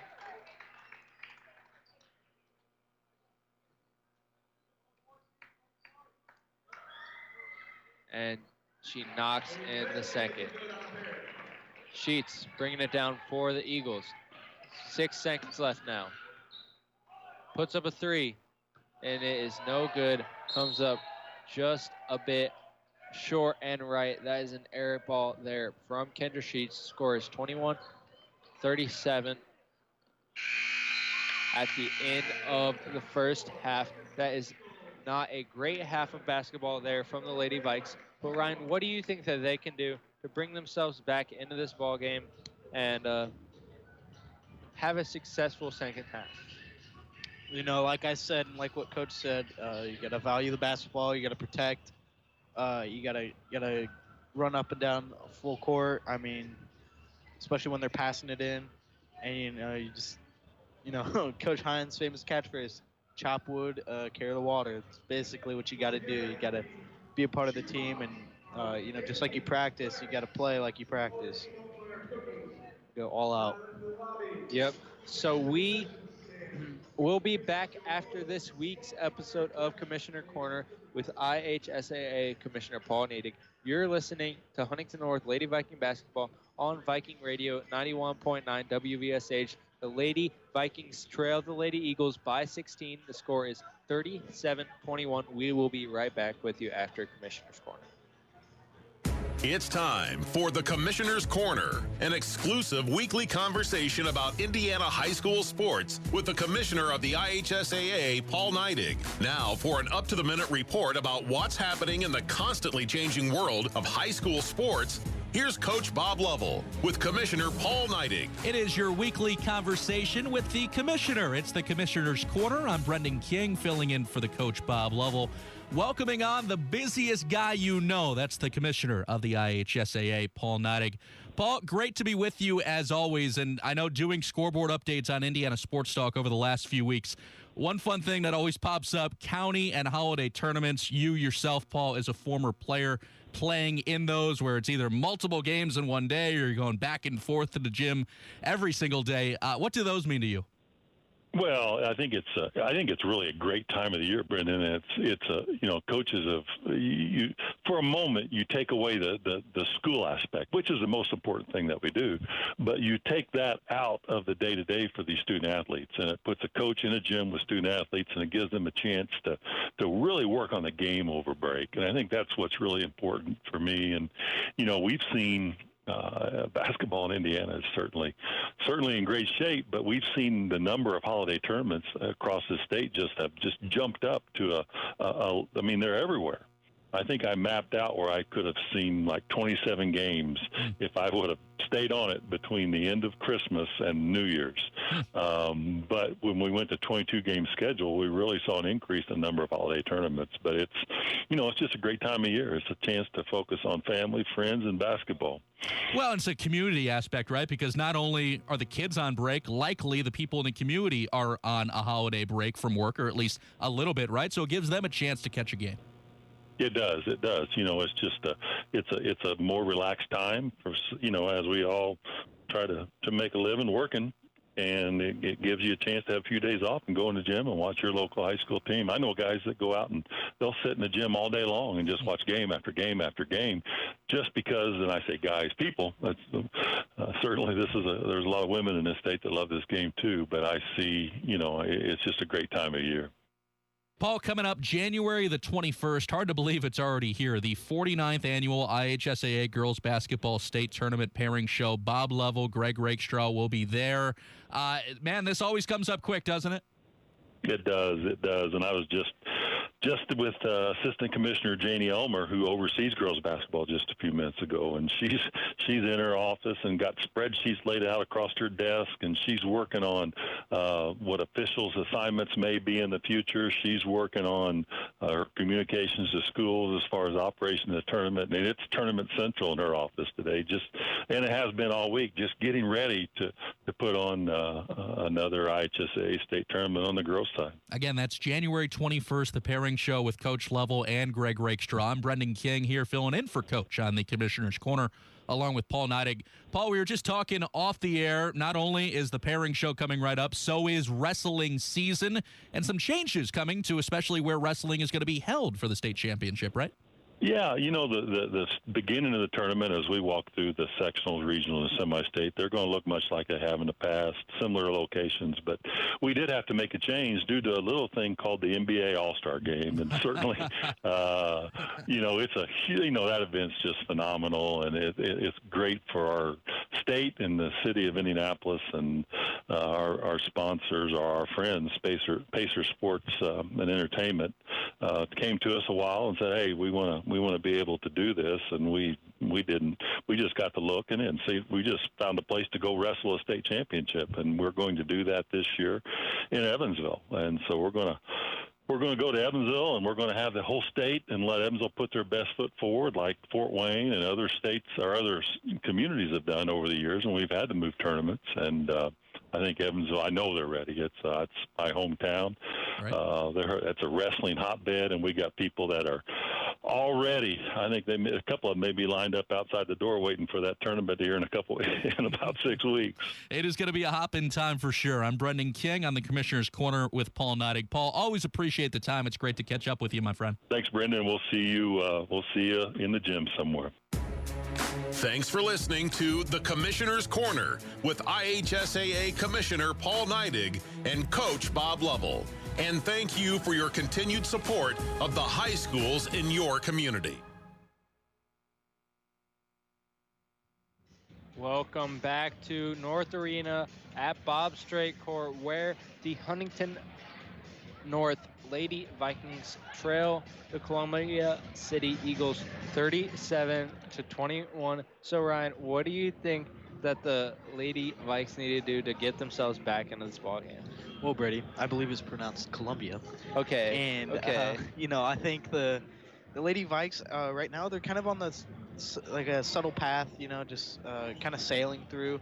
I think if they bring up the tempo a little more to match the Lady Eagles, and I think if they need to start clicking in a way where they can, instead of just making some like risky passes around the outside and get a lucky pass in the paint, I think offensively they just need to start doing something else. Whether that's something coach draws up, but I think they need to do better on that offensively and defensively. I mean, I just think getting up and down the court a little bit faster. Just knowing your assignment. Chopping your wood, carrying your bucket. Just the basics. You like that phrase, don't you, Ryan? Yeah, I do like it, actually. So it looks like the Lady Vikes are coming out of halftime. Ryan, what do you think Coach Hines said to them in that locker room during halftime? He probably, knowing Coach Hines, he probably said something along the lines of like keeping your head in the game, doing what you're supposed to do. And I remember him saying a couple weeks ago that he talked to the girls over, I think it was the winter break, and he said, use one word to describe what basketball means to you. And the word they came up with was joy. So he's probably saying play with joy, play with passion, and, play hard for the teammates around you. Yep.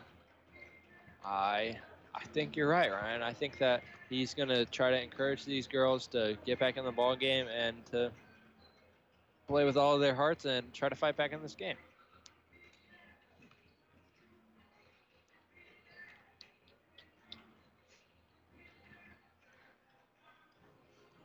So, Ryan, what do you think the impact of not having Gracie Fields has done to this this ball club? Especially with steals. I mean, Gracie was a big impact player with, breakaway points and steals. And she honestly didn't do too bad on free throws. I mean, she attacked the basket. She drew fouls on the defense. I mean, she did everything. She was a main part of the team this year, and hopefully she gets better, and hopefully she's healthy for track and field season. Yep, hopefully she can have a good recovery and be able to get back to her healthy self so that she can be able to do what she loves and compete in sports and other athletic things that she has going on throughout her life. So, Ryan, what do you think the Columbia City Eagles are going to do to try to keep themselves in control of this game? I definitely think they're going to pass to the outside more. I mean, they've already been kind of doing that towards the last part of the second half, first half, second quarter. I mean, they got a lot of shooters, like Coach Hines said. You know, as you may know, they got about 4 or 5 girls that can really shoot the ball, and I think they're just going to push it to the outside when we're defending it on the inside, like the paint. And I think they're just going to try to score high-paced basketball. Yeah, but I think that they're going to try to get out and run a little bit and just try to do what they do best and put teams on their heels and hopefully be able to, for them, hopefully be able to shut down the rest of the Lady Vikes. And hopefully for the Lady Vikes, we will be able to come back in this ball game and really compete with them for the rest of the game. Michael has it, gives it to McDonald. McDonald to Bailey. Bailey with an open 3. Comes up just a bit long, but Michael comes down with the rebound, and there's a jump ball. It will be Lady Eagles possession, but that is a good first offensive possession there for the Vikes. Just not quite able to knock down the 3-pointer. Sheets bringing it down. Gives it to Baxter. Passes it to Frey.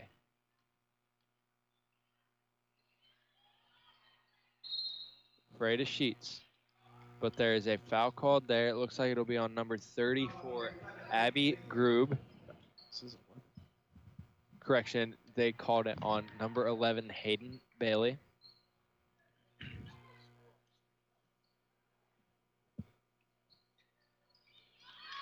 And the pass there is intercepted by El McDonald. That Great is a good defensive play by El McDonald there, stealing that ball. Yep, she did a good job there of getting into the passing lane and really being able to create some offense off of defense here for the Lady Vikes.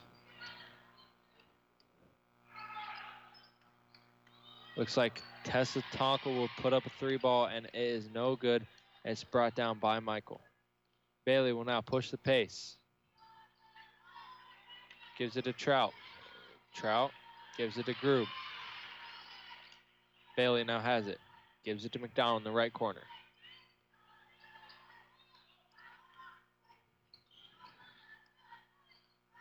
Bailey to Trout. Trout out to Grube. Grube puts up a 3. Comes up just a bit long. That's not a bad shot take there for the Lady Vikes. And on the other end, number 12, Kendra Sheets will put up a 3-ball and knock it in. That is a good job there by the Lady Eagles of pushing the pace and being able to knock down an open 3-ball in transition. Grube now has it at the free throw line. The ball is poked away.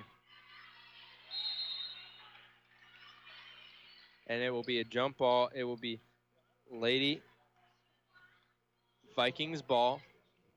You know, I think that's also one of the issues the girls are having tonight is standing there with the ball, letting the defense, you know, come up and poke it out, especially as close together as they are. Yet there hasn't really been a lot of ball movement from the Vikes, a lot of holding and a lot of dribbling.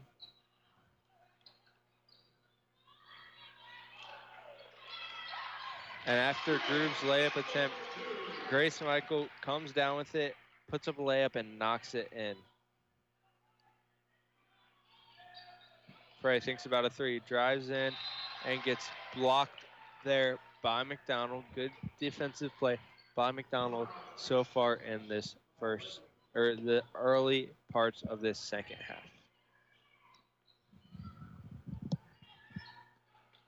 Kendra Sheets will put up a layup there, and it is no good, but Tessa Tonkel comes down with it and knocks down an easy 2. Bailey drives, puts up a left-handed shot, and it is no good, but Michael comes down with the rebound and is able to knock it in. Score is now 42-27 with 5 minutes left here in the third.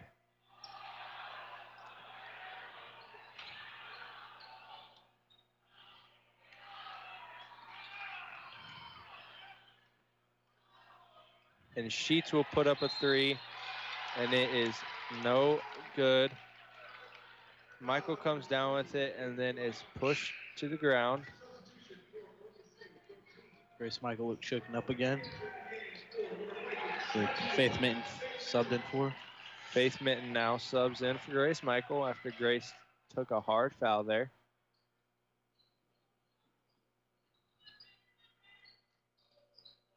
McDonald bringing it down the court. Picks up her dribble. Passes it to Grube, it looks like. But Baxter comes down with it. Baxter puts up a layup and is fouled there by Trout.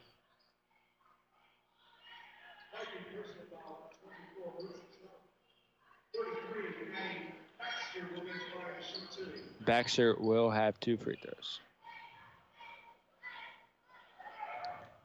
First one is up and good.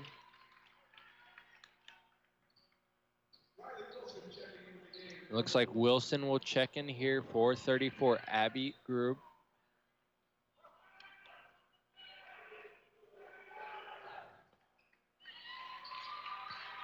And she knocks down the second free throw there. Wilson now has it. Gives it to Trout. Trout drives coast to coast. And the ball is out of bounds off of Trout. It will be Lady Eagles ball in the backcourt. Baxter now. Gives it to Sheets. Sheets being guarded by the freshman Wilson. Gives it over to Tessa Tonkel. Baxter now has it, drops it down to Baker, and Baker there, sorry, not Baker, Anissa Tonkel knocks down an easy layup there for the Lady Eagles.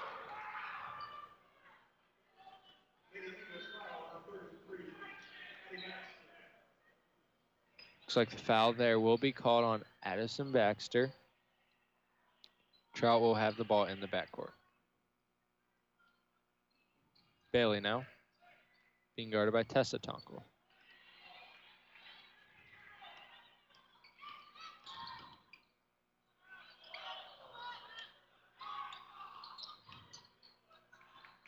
Bailey gets it, drives into the key. Gets it out to Trout. Trout across the court to McDonald. McDonald in the left corner to Bailey. Bailey for 3, bang, she knocks it in. That cuts the lead down to 16 here with 3:30 left here in the third quarter.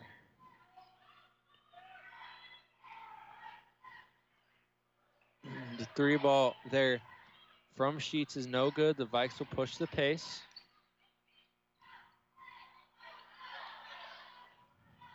Bailey gives it to Trout.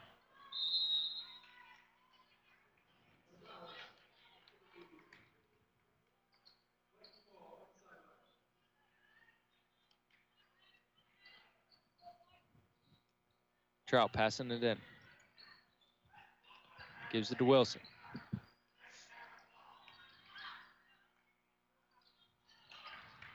And that is a turnover there from the Lady Vikes, but a good defensive play by Marissa Trout. Tips the ball out of bounds after it looks like the Lady Eagles were going to have a fast break opportunity, but she shut that down real quick. Now the Eagles will have the ball in the front court.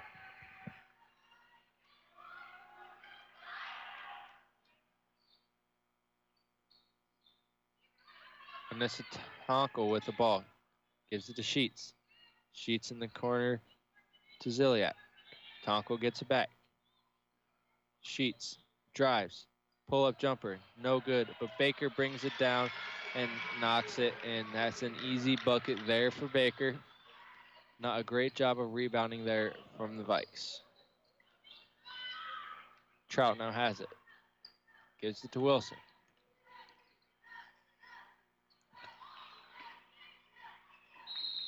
And that is an over and back violation called there on the Lady Vikes after there's a miscommunication and the ball squirts away. It'll be Lady Eagles ball in the front court.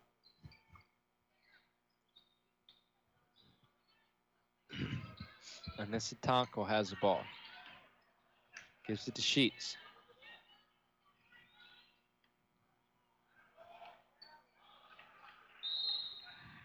And it will be Lady Vikes ball after the missed shot there from Baxter. Trout will now pass it in for the Vikes. Bailey gets it.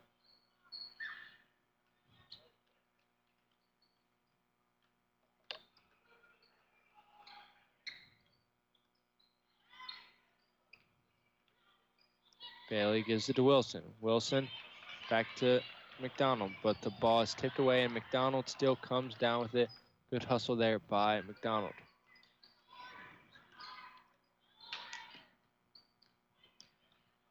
And Bailey drives through the lane.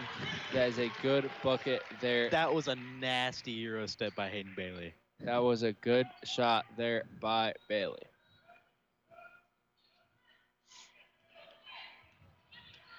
Baxter drives in, kicks it out to Ziliak, and Ziliak travels. It will be Lady Vikings ball here with 1:20 left in the third quarter. Scores 48-32.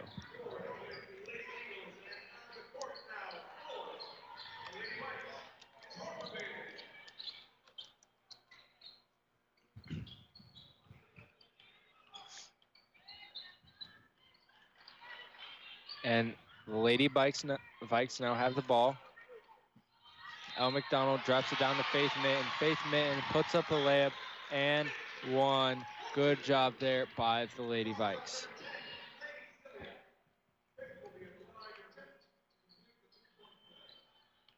Faith Mitten here to cut the lead down to 13. And she knocks it in. Good job there by Mitten being able to knock down free throw opportunity.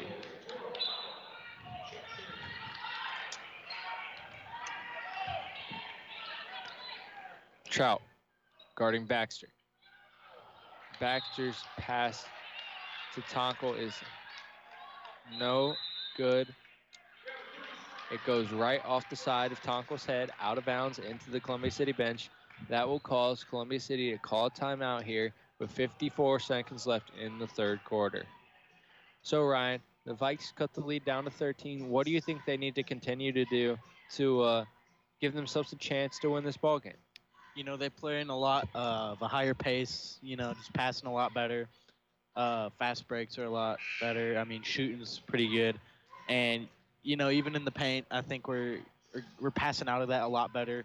And, you know, Hayden Bailey with that nice 1-2 Euro step with the floater layup, that was pretty nice as well. So, I mean, if we can keep, you know, rolling like this, I think we might have a chance to tie up the game and even, you know, give them a hard time.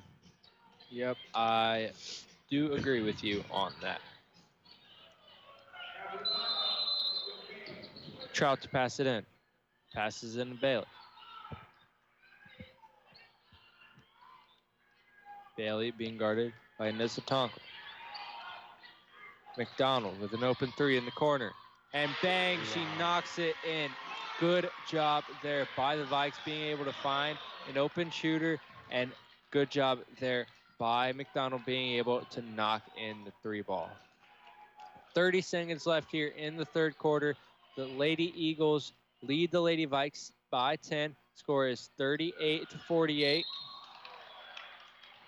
And then there is a foul called on the defensive side for the Vikes. It looks like the foul is called there on number 21, Faith Mitten. Anissa Tonko will have 2 free throws here to extend the lead possibly to 12. Looks like Michael will be checking in here. Tonko's first free throw is up and good. It looks like Sheets will check back in here for the Eagles. Tonko's second free throw is up and good. Score is 50-38. And then there's a quick foul there called on Anissa Tonko.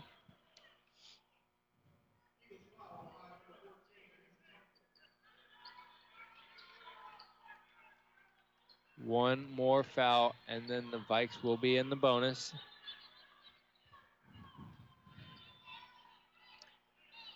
Bailey gets it.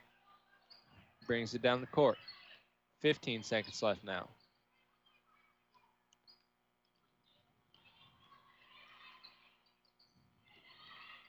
Gives it out to McDonald. McDonald to Trout. Trout pump fakes. Puts up a 3-ball. It is no good. The score at the end of the third quarter is 50-38. Lady Vikings trail the Lady Eagles. We'll see how the rest of this fourth quarter goes, and we will be right back after this quick PSA. Put your phone on D&D, that means that do not disturb when you're driving. And when you're going from point A to B, I need you to stay safe, please, so always sing with me. So put your phone on D&D, that means that do not disturb when you're driving. And when you're going from point A to B, I need you to stay safe, please, so always remember this beat. Don't drive distracted. A message brought to you by the National Highway Traffic Safety Administration, Project Yellow Light, and the Ad Council.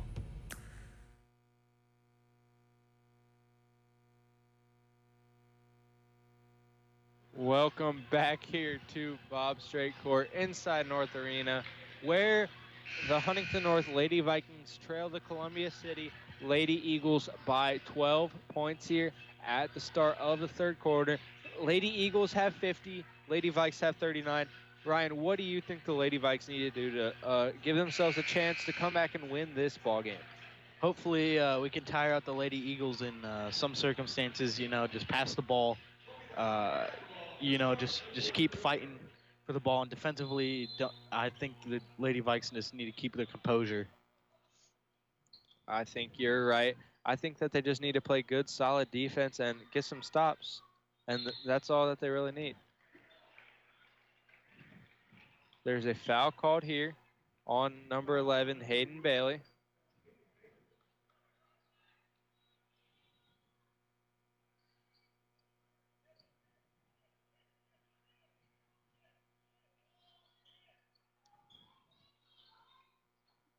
Lady Eagles get the ball in. Gives it to Baxter. Baxter kicks it out to Anissa Tonkel. Tonkel knocks down the 3-ball there. That is a big shot there from the Lady Eagles. Bailey now has it. Gives it to Harper Bailey. McDonald now. Back to Bailey. Bailey drives in, drops it into Grace Michael. Grace Michael knocks down the open layup. Good job there by the Lady Vikes.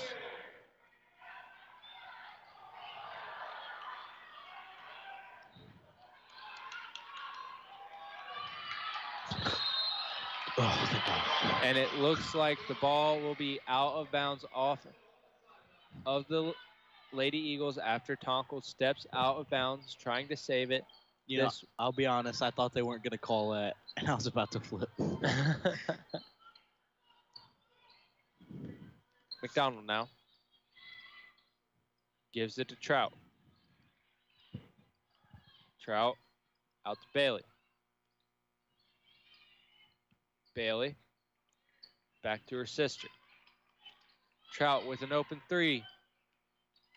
Bang, she knocks it in. That cuts the lead back down to 10 here with 6:30 left in the fourth quarter. Good job there by Trout being able to knock down that open 3.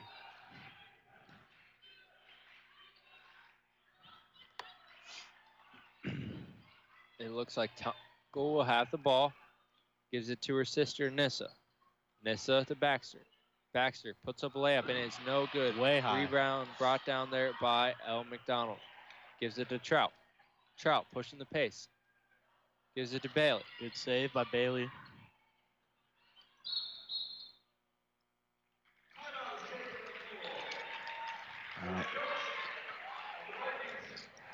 There is a timeout here by Coach Hines.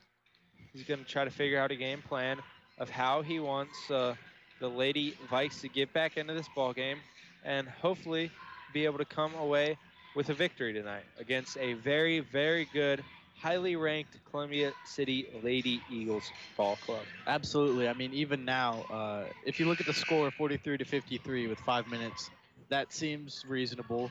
I mean, we just got to be on our A game. And, even if we lose, I think if you look at the schedule and, you know, the games that Columbia City has played, I think we're holding up to them very, very well.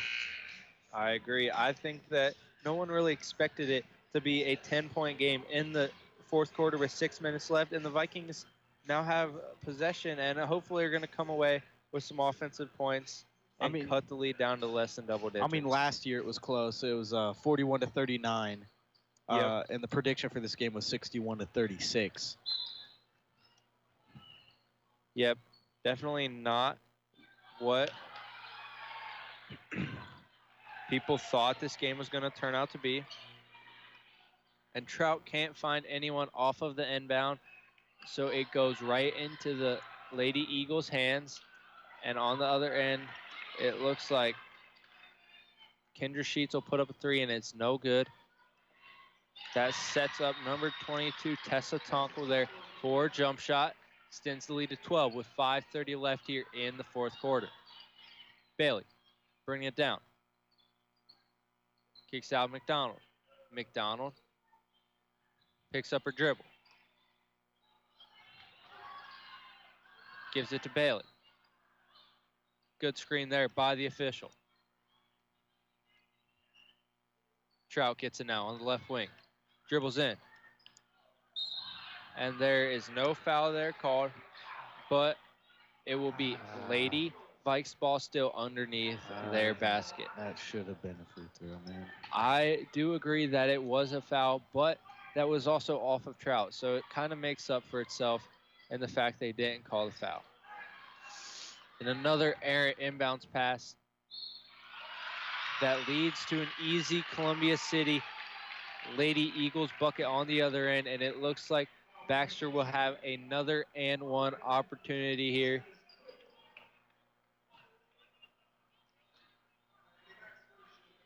Coach Hines is visibly upset with the official that he did not get the foul call for his player, and where the Columbia City Eagles did get a foul call for theirs.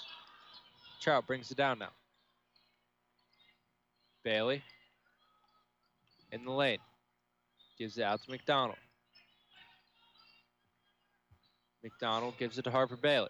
Harper Bailey gives it to Trout.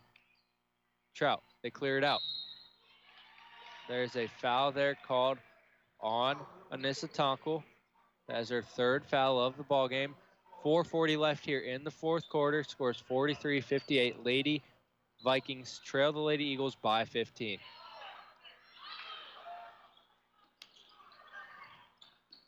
Vikes get the ball in. Good cut there by McDonald. McDonald gets it to Michael. Michael knocks in the easy layup. Good offensive possession there by the Lady Vikes. Anissa Tonkel now. Gives it to her sister, Tessa. Tessa drops it down to Baker. Baker there with a nice left-handed layup. Good job there by Baker being able to knock down that tough finish. Bailey on the left block. Passes out to her sister.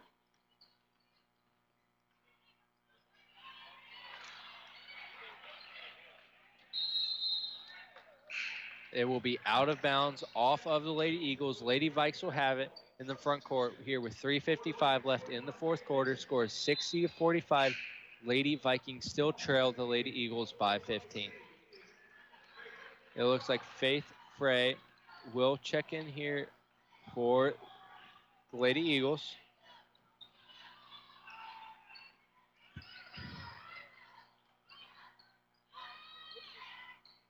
McDonald now. Gives out to Hayden Bailey. Bailey gives it to Trout. Trout being guarded by Baxter. Trout gets it down low. And Baxter there with the steal will have an easy layup on the other end. Baxter's really done a great job tonight of getting in passing lanes and being able to capitalize on the Lady Vikings turnover.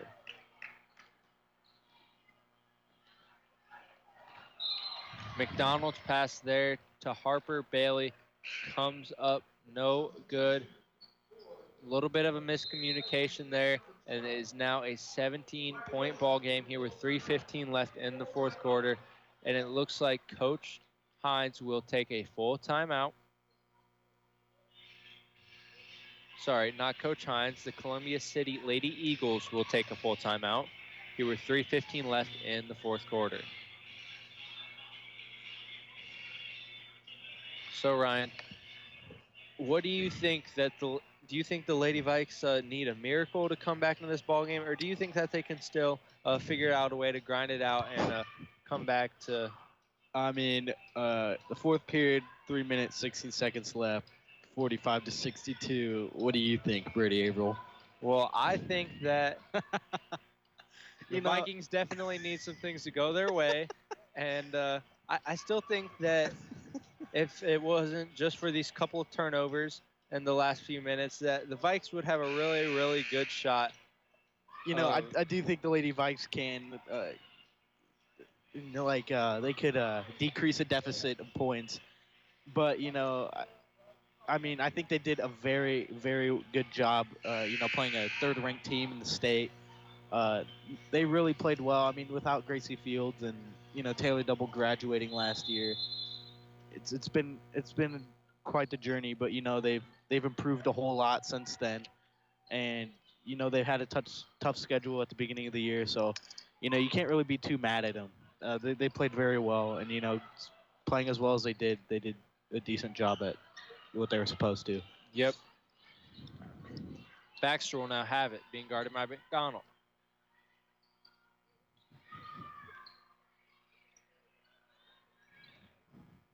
Gives it to Sheets.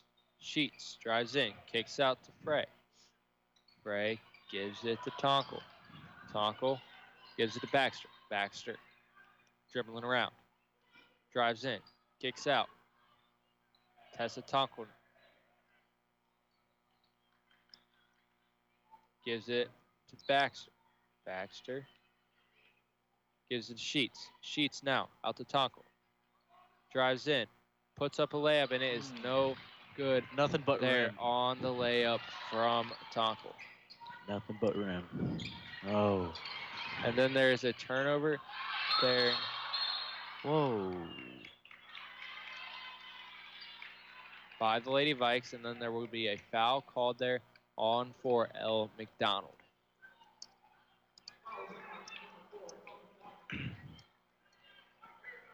It looks like Tessa Tonkel will pass it in for the Eagles.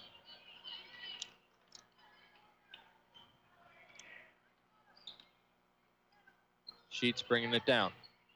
Gives it to Baxter. Baxter drives. Gives it to Frey. Frey in the corner. Kicks out. Sheets. Sheets gives it to Tessa Tonkel. Eagles just holding it. Baxter drives. Kicks out. Sheets. Tonkel. Baxter now.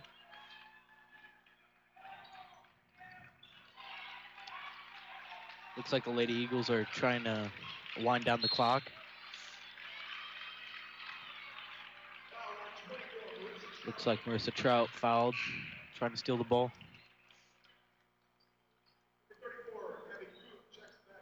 Yeah, the game plan for the Eagles, I'm pretty sure, is just to run down hold the it clock. out and run out the clock the rest of the time. Exactly.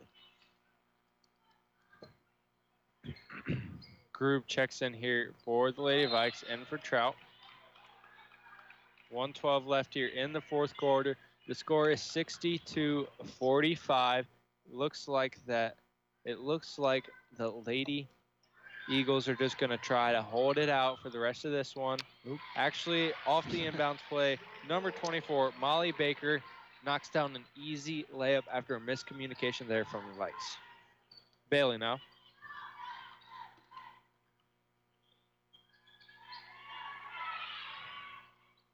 Puts up a layup, and it is no good. Brought down here by Baxter.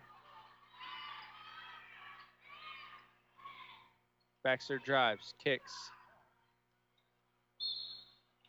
Foul there by Grube. Here were 42 seconds left. score is 64-45 here with 43 seconds left in the fourth quarter. Looks like that would be the 5th foul, so the Eagles go to the free throw line, which is exactly what. Sheets' first free throw is up and good.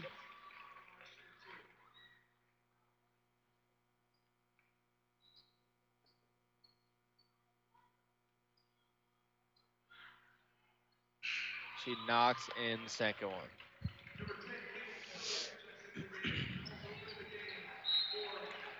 Ziliak and number 30, Kidd, will check in here along with Alyssa Tonkel. Looks like they're subbing in their JV number team. 30 for Sydney Moore.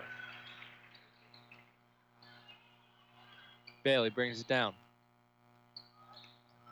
Gives it to Grube. Grube to McDonald.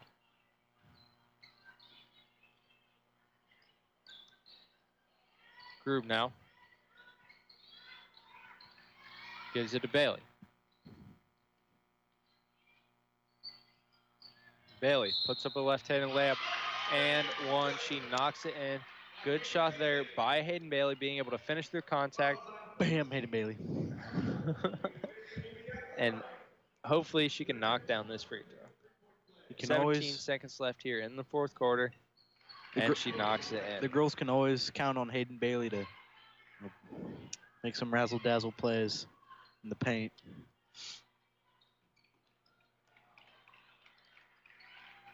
It looks like the Lady Eagles will just hold this one out here with the buzzer just now ending.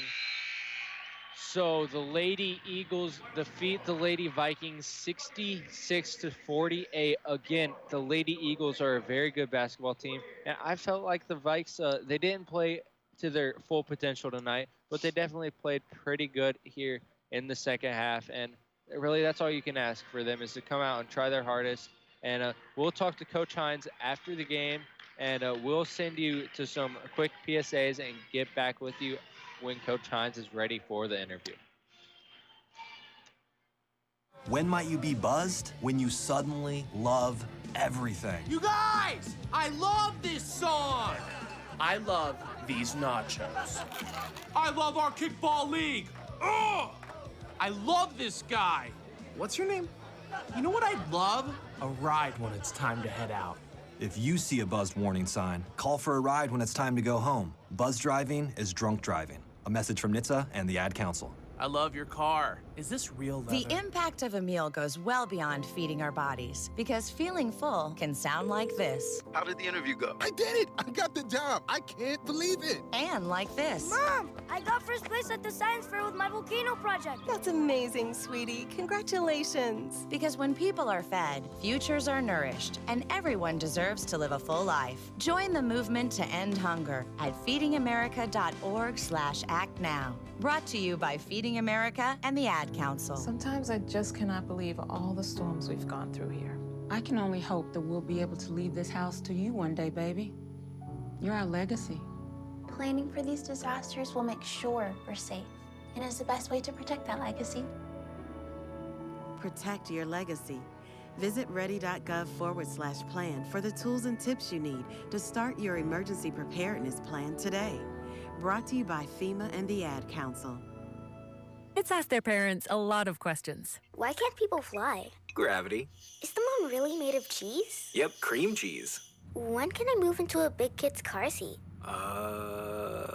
For some questions, parents may not have the answer, but that's okay. They can't know everything, but knowing the right seat for their age and size will help protect them in a car crash. Find out more at nhtsa.gov/the-right-seat. Where do babies come from? Good luck, Dad. A message from NHTSA and the Ad Comes to a gun Council. suicide attempt, all it takes is a moment. Heather and I had an argument just like any other couple. I was lost. I had snapped. I had a gun and I was going to take my own life. Heather helped me realize that there was still a life to live. For the better of myself, my family, my weapon is now safely put away. A moment of crisis can happen to anyone. Store your guns, locked, unloaded, and away from ammo. Hear more safe stories at endfamilyfire.org. Brought to you by Brady and the Ad Council. Is this how you feed a hamster? I think so. Is my homework right? I think so. Is this milk still good? I think so.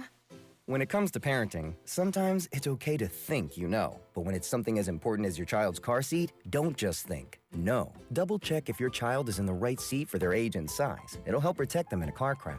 Don't just think. No by visiting nhtsa.gov/the-right seat. A message from NHTSA and the Ad Council. Adoption of teens from foster care is a topic not enough people know about, and we're here to change that. I'm April Dinwiddie, host of the new podcast, Navigating Adoption, presented by Adopt US Kids. Each episode brings you compelling real-life adoption stories told by the families that live them with commentary from experts. Visit adoptuskids.org/podcast or subscribe to Navigating Adoption, presented by Adopt US Kids. Brought to you by the U.S. Department of Health and Human Services Administration for Children and Families and the Ad Council. Wish your life came with a warning app.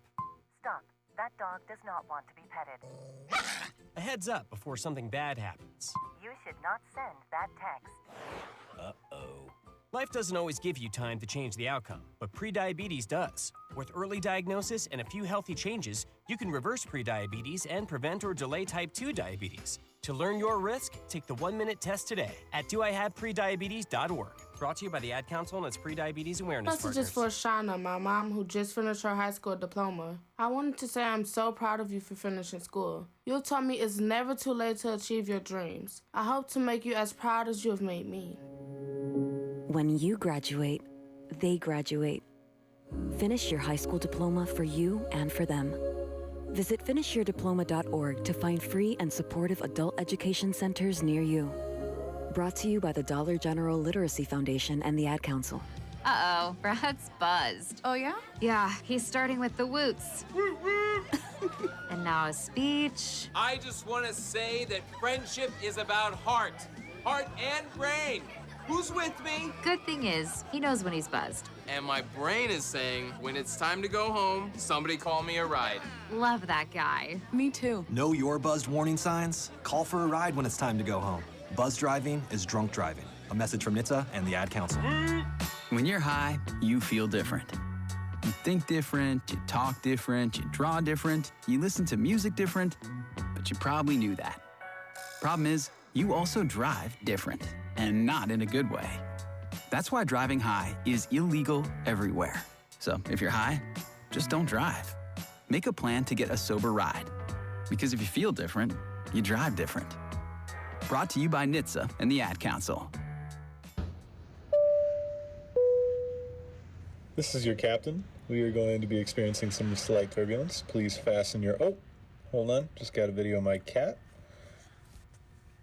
Imagine the pilot of an airplane was as confident as you are texting and driving. Seems kind of crazy when you put it like that. Visit StopTextStopWrecks.org. A message brought to you by the National Highway Traffic Safety Administration, Project Yellow Light, and the Ad Council. To your kids about the dangers of vaping can be hard. Getting them to listen to hot gossip is easy. So here's some drama you could share with your kid. Dude, did you hear about Cassie and Jake? No, but did you hear that vaping can cause irreversible lung damage and nicotine affects brain development? Nuh-uh.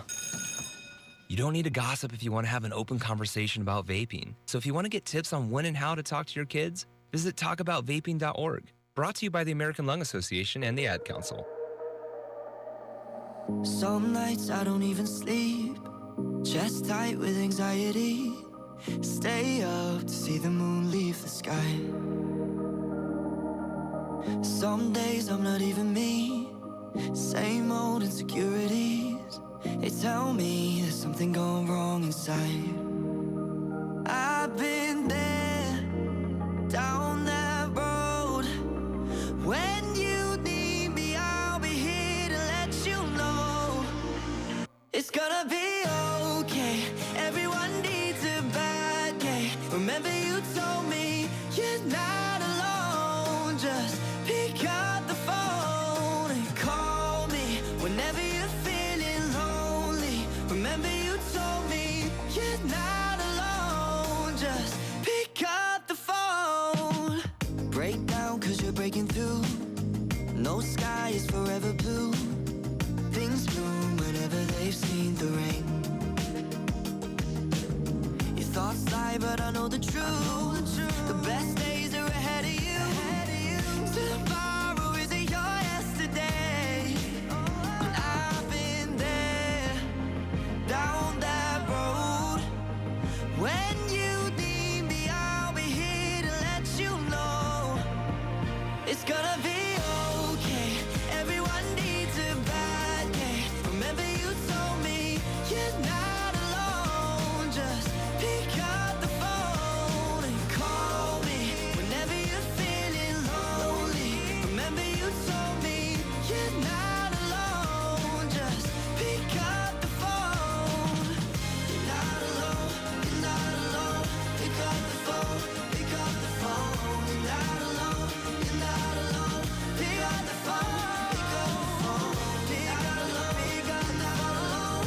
Pick up the phone. Pick up the phone. You're not alone. You're not alone. You're not alone. It's gonna be okay. Everyone needs a bad day. Remember you told me you're not alone. Just pick up the phone. Messages for Shauna, my mom who just finished her high school diploma. I wanted to say I'm so proud of you for finishing school. You told me it's never too late to achieve your dreams. I hope to make you as proud as you have made me. When you graduate, they graduate. Finish your high school diploma for you and for them.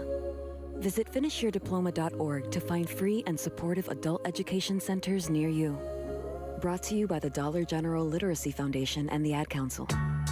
When you're high, you feel different. You think different, you talk different, you draw different, you listen to music different, but you probably knew that. Problem is, you also drive different, and not in a good way. That's why driving high is illegal everywhere. So if you're high, just don't drive. Make a plan to get a sober ride. Because if you feel different, you drive different. Brought to you by NHTSA and the Ad Council. Is this how you feed a hamster? I think so. Is my homework right? I think so. Is this milk still good? I think so. When it comes to parenting, sometimes it's okay to think you know. But when it's something as important as your child's car seat, don't just think. No. Double check if your child is in the right seat for their age and size. It'll help protect them in a car crash. Don't just think. No by visiting nhtsa.gov/the right seat. The voice of the schools of Huntington. Viking Radio. 91.9 WVSH.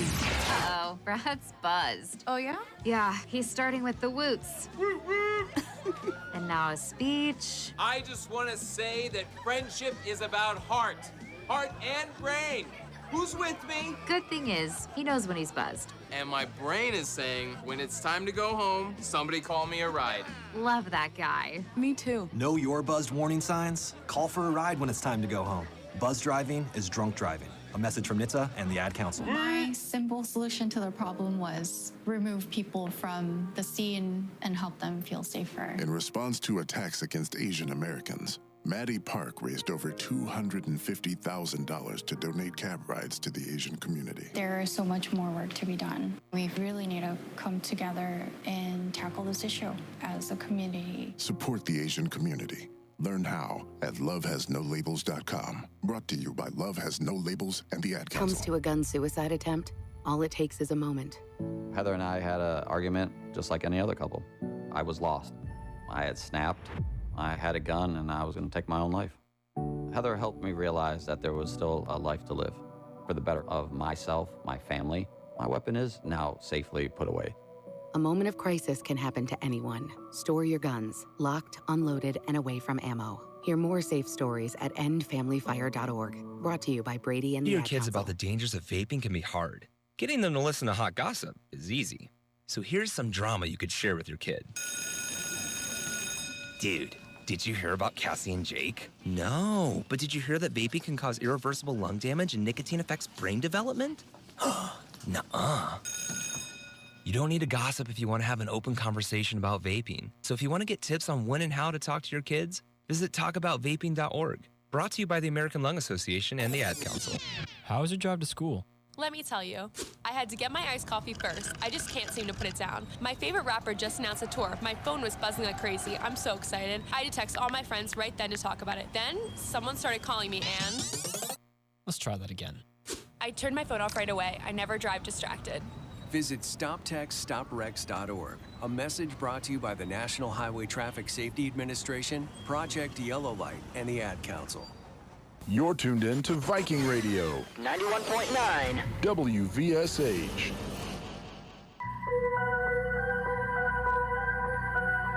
I am the light of the truth, the one who's...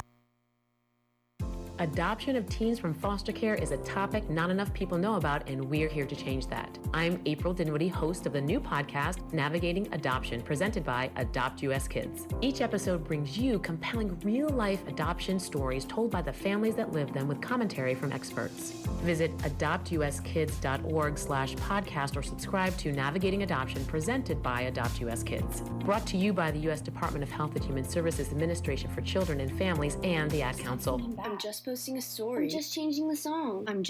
No. When it comes to distracted driving, just don't. Sending a text takes your eyes off the road for just 5 seconds, but in that time, your car can travel the length of an entire football field. Any distracted driving just isn't worth it. Visit StopTextsStopWrecks.org. A message brought to you by the National Highway Traffic Safety Administration, Project Yellow Light, and the Ad Council. Keep it locked in to Viking Radio. 91.9 WVSH. With Coach Hines. His love he died for, his love he died for, the kind that colors the sky. I just think we're better than that. Heart They're really good. slips away faster than dandelion fluff in the sunlight. They're sucking whatever they are now. And he's got swirls of passion in Really his good. eyes, Shooters everywhere. They got uncovering the dreams he dreams at night. As much and hard as he tries to hide, I can see right through, see right through. I didn't think that we played with His the voice energy you that we know needed. for, he says my name black, I fade away somehow if he's too loud. But I thought we could have played with way more defensive. What I would give for me to get my feet back on the ground, head off the clouds. I laugh at how we're polar opposites. Man, it was hit and miss tonight, and we just didn't get it done. And I thought it should have been a little bit more of a game than that. Yeah. So what positives did you see from tonight, and what do you think they did well? Oh, man, we did have some positives. I thought Harper Bailey came in and did a really nice job. She had a couple of assists, made some plays. Elle McDonald, I thought, was more aggressive tonight. She did a great job. Faith Minton had some really good minutes, just battles. And then Grace Michael, man, I thought she played really well. But, you know, we tell the kids all the time, you're going to play like you practice. And Grace has been practicing really well the last 3 or 4 days. She's had some really good practices. So that did not surprise me to see her play tonight, how she did. She did a really nice job. You know, we just got to, you know, we got to do a better job, you know, offensively. We got to have better spacing. We were putting the ball on the floor a lot. And even though that's part of the offense, that's not the only part. And I thought we were very much so dribble happy tonight, and should have been more passing than dribbling. So we got to get to work tomorrow and get ready for a tough Belmont team and regroup. Yeah. So are there any changes, and if there are changes, what are the changes that you want to see from tonight and going into the next game, and what are you going to do in practice to help to make those changes? You know, it's just little things. You know, we cut it to 10, okay, and we have the ball, and we have 3 turnovers in a row. We cut it to 10, and we give up, you know, 0 boards, get them to miss, and then we get up an 0 board, put back. Just little things like that. You get it, you come down the other end and get a stop and score, and it's 8 or 7. I don't know, now it feels different, you know, and so it's just being aware of those. Like, you know, we have to be better in those situations. Same thing happened earlier in the year against Homestead. We got it down to 11 and had the ball twice and just couldn't get it under 10. Not that that's a magic number, but it does. It feels different when it's single digits, and then it puts a little pressure on the other team, and we just got to be better in those little situations. But I love our team. I think they're showing a lot of resiliency. We've been through a lot this year, and the kids haven't made any excuses, and we're not going to. We're just going to keep battling and learning and growing together. And that's the beauty of how God creates us to do life together. And these kids are doing that, and He's with us no matter we win or lose. He's always with us, and that's important. These kids are learning that, and I'm really proud of them. Yeah. Is there anything else that you'd like the listeners to know? No, we're just going to keep fighting. That's what our makeup is, and I'd like to see a little more of that tonight. But we're going to go try to reload and go to Belmont and see what we can do. All right. Thank you very much, Coach. Good luck. Thank you.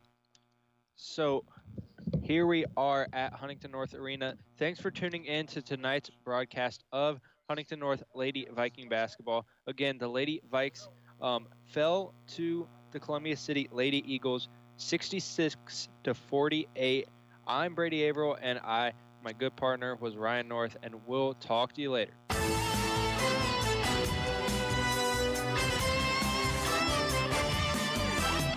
Thank you for tuning in to tonight's broadcast of Huntington North Lady Vikings basketball on Viking Radio 91.9 WVSH.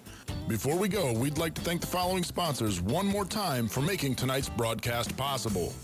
Bailey Love Mortuary, Bippus State Bank, First Federal Savings Bank, Hartberg Roth, Garrett Halberstadt and Garrett Law, Nove, and Wise Guys Downtown.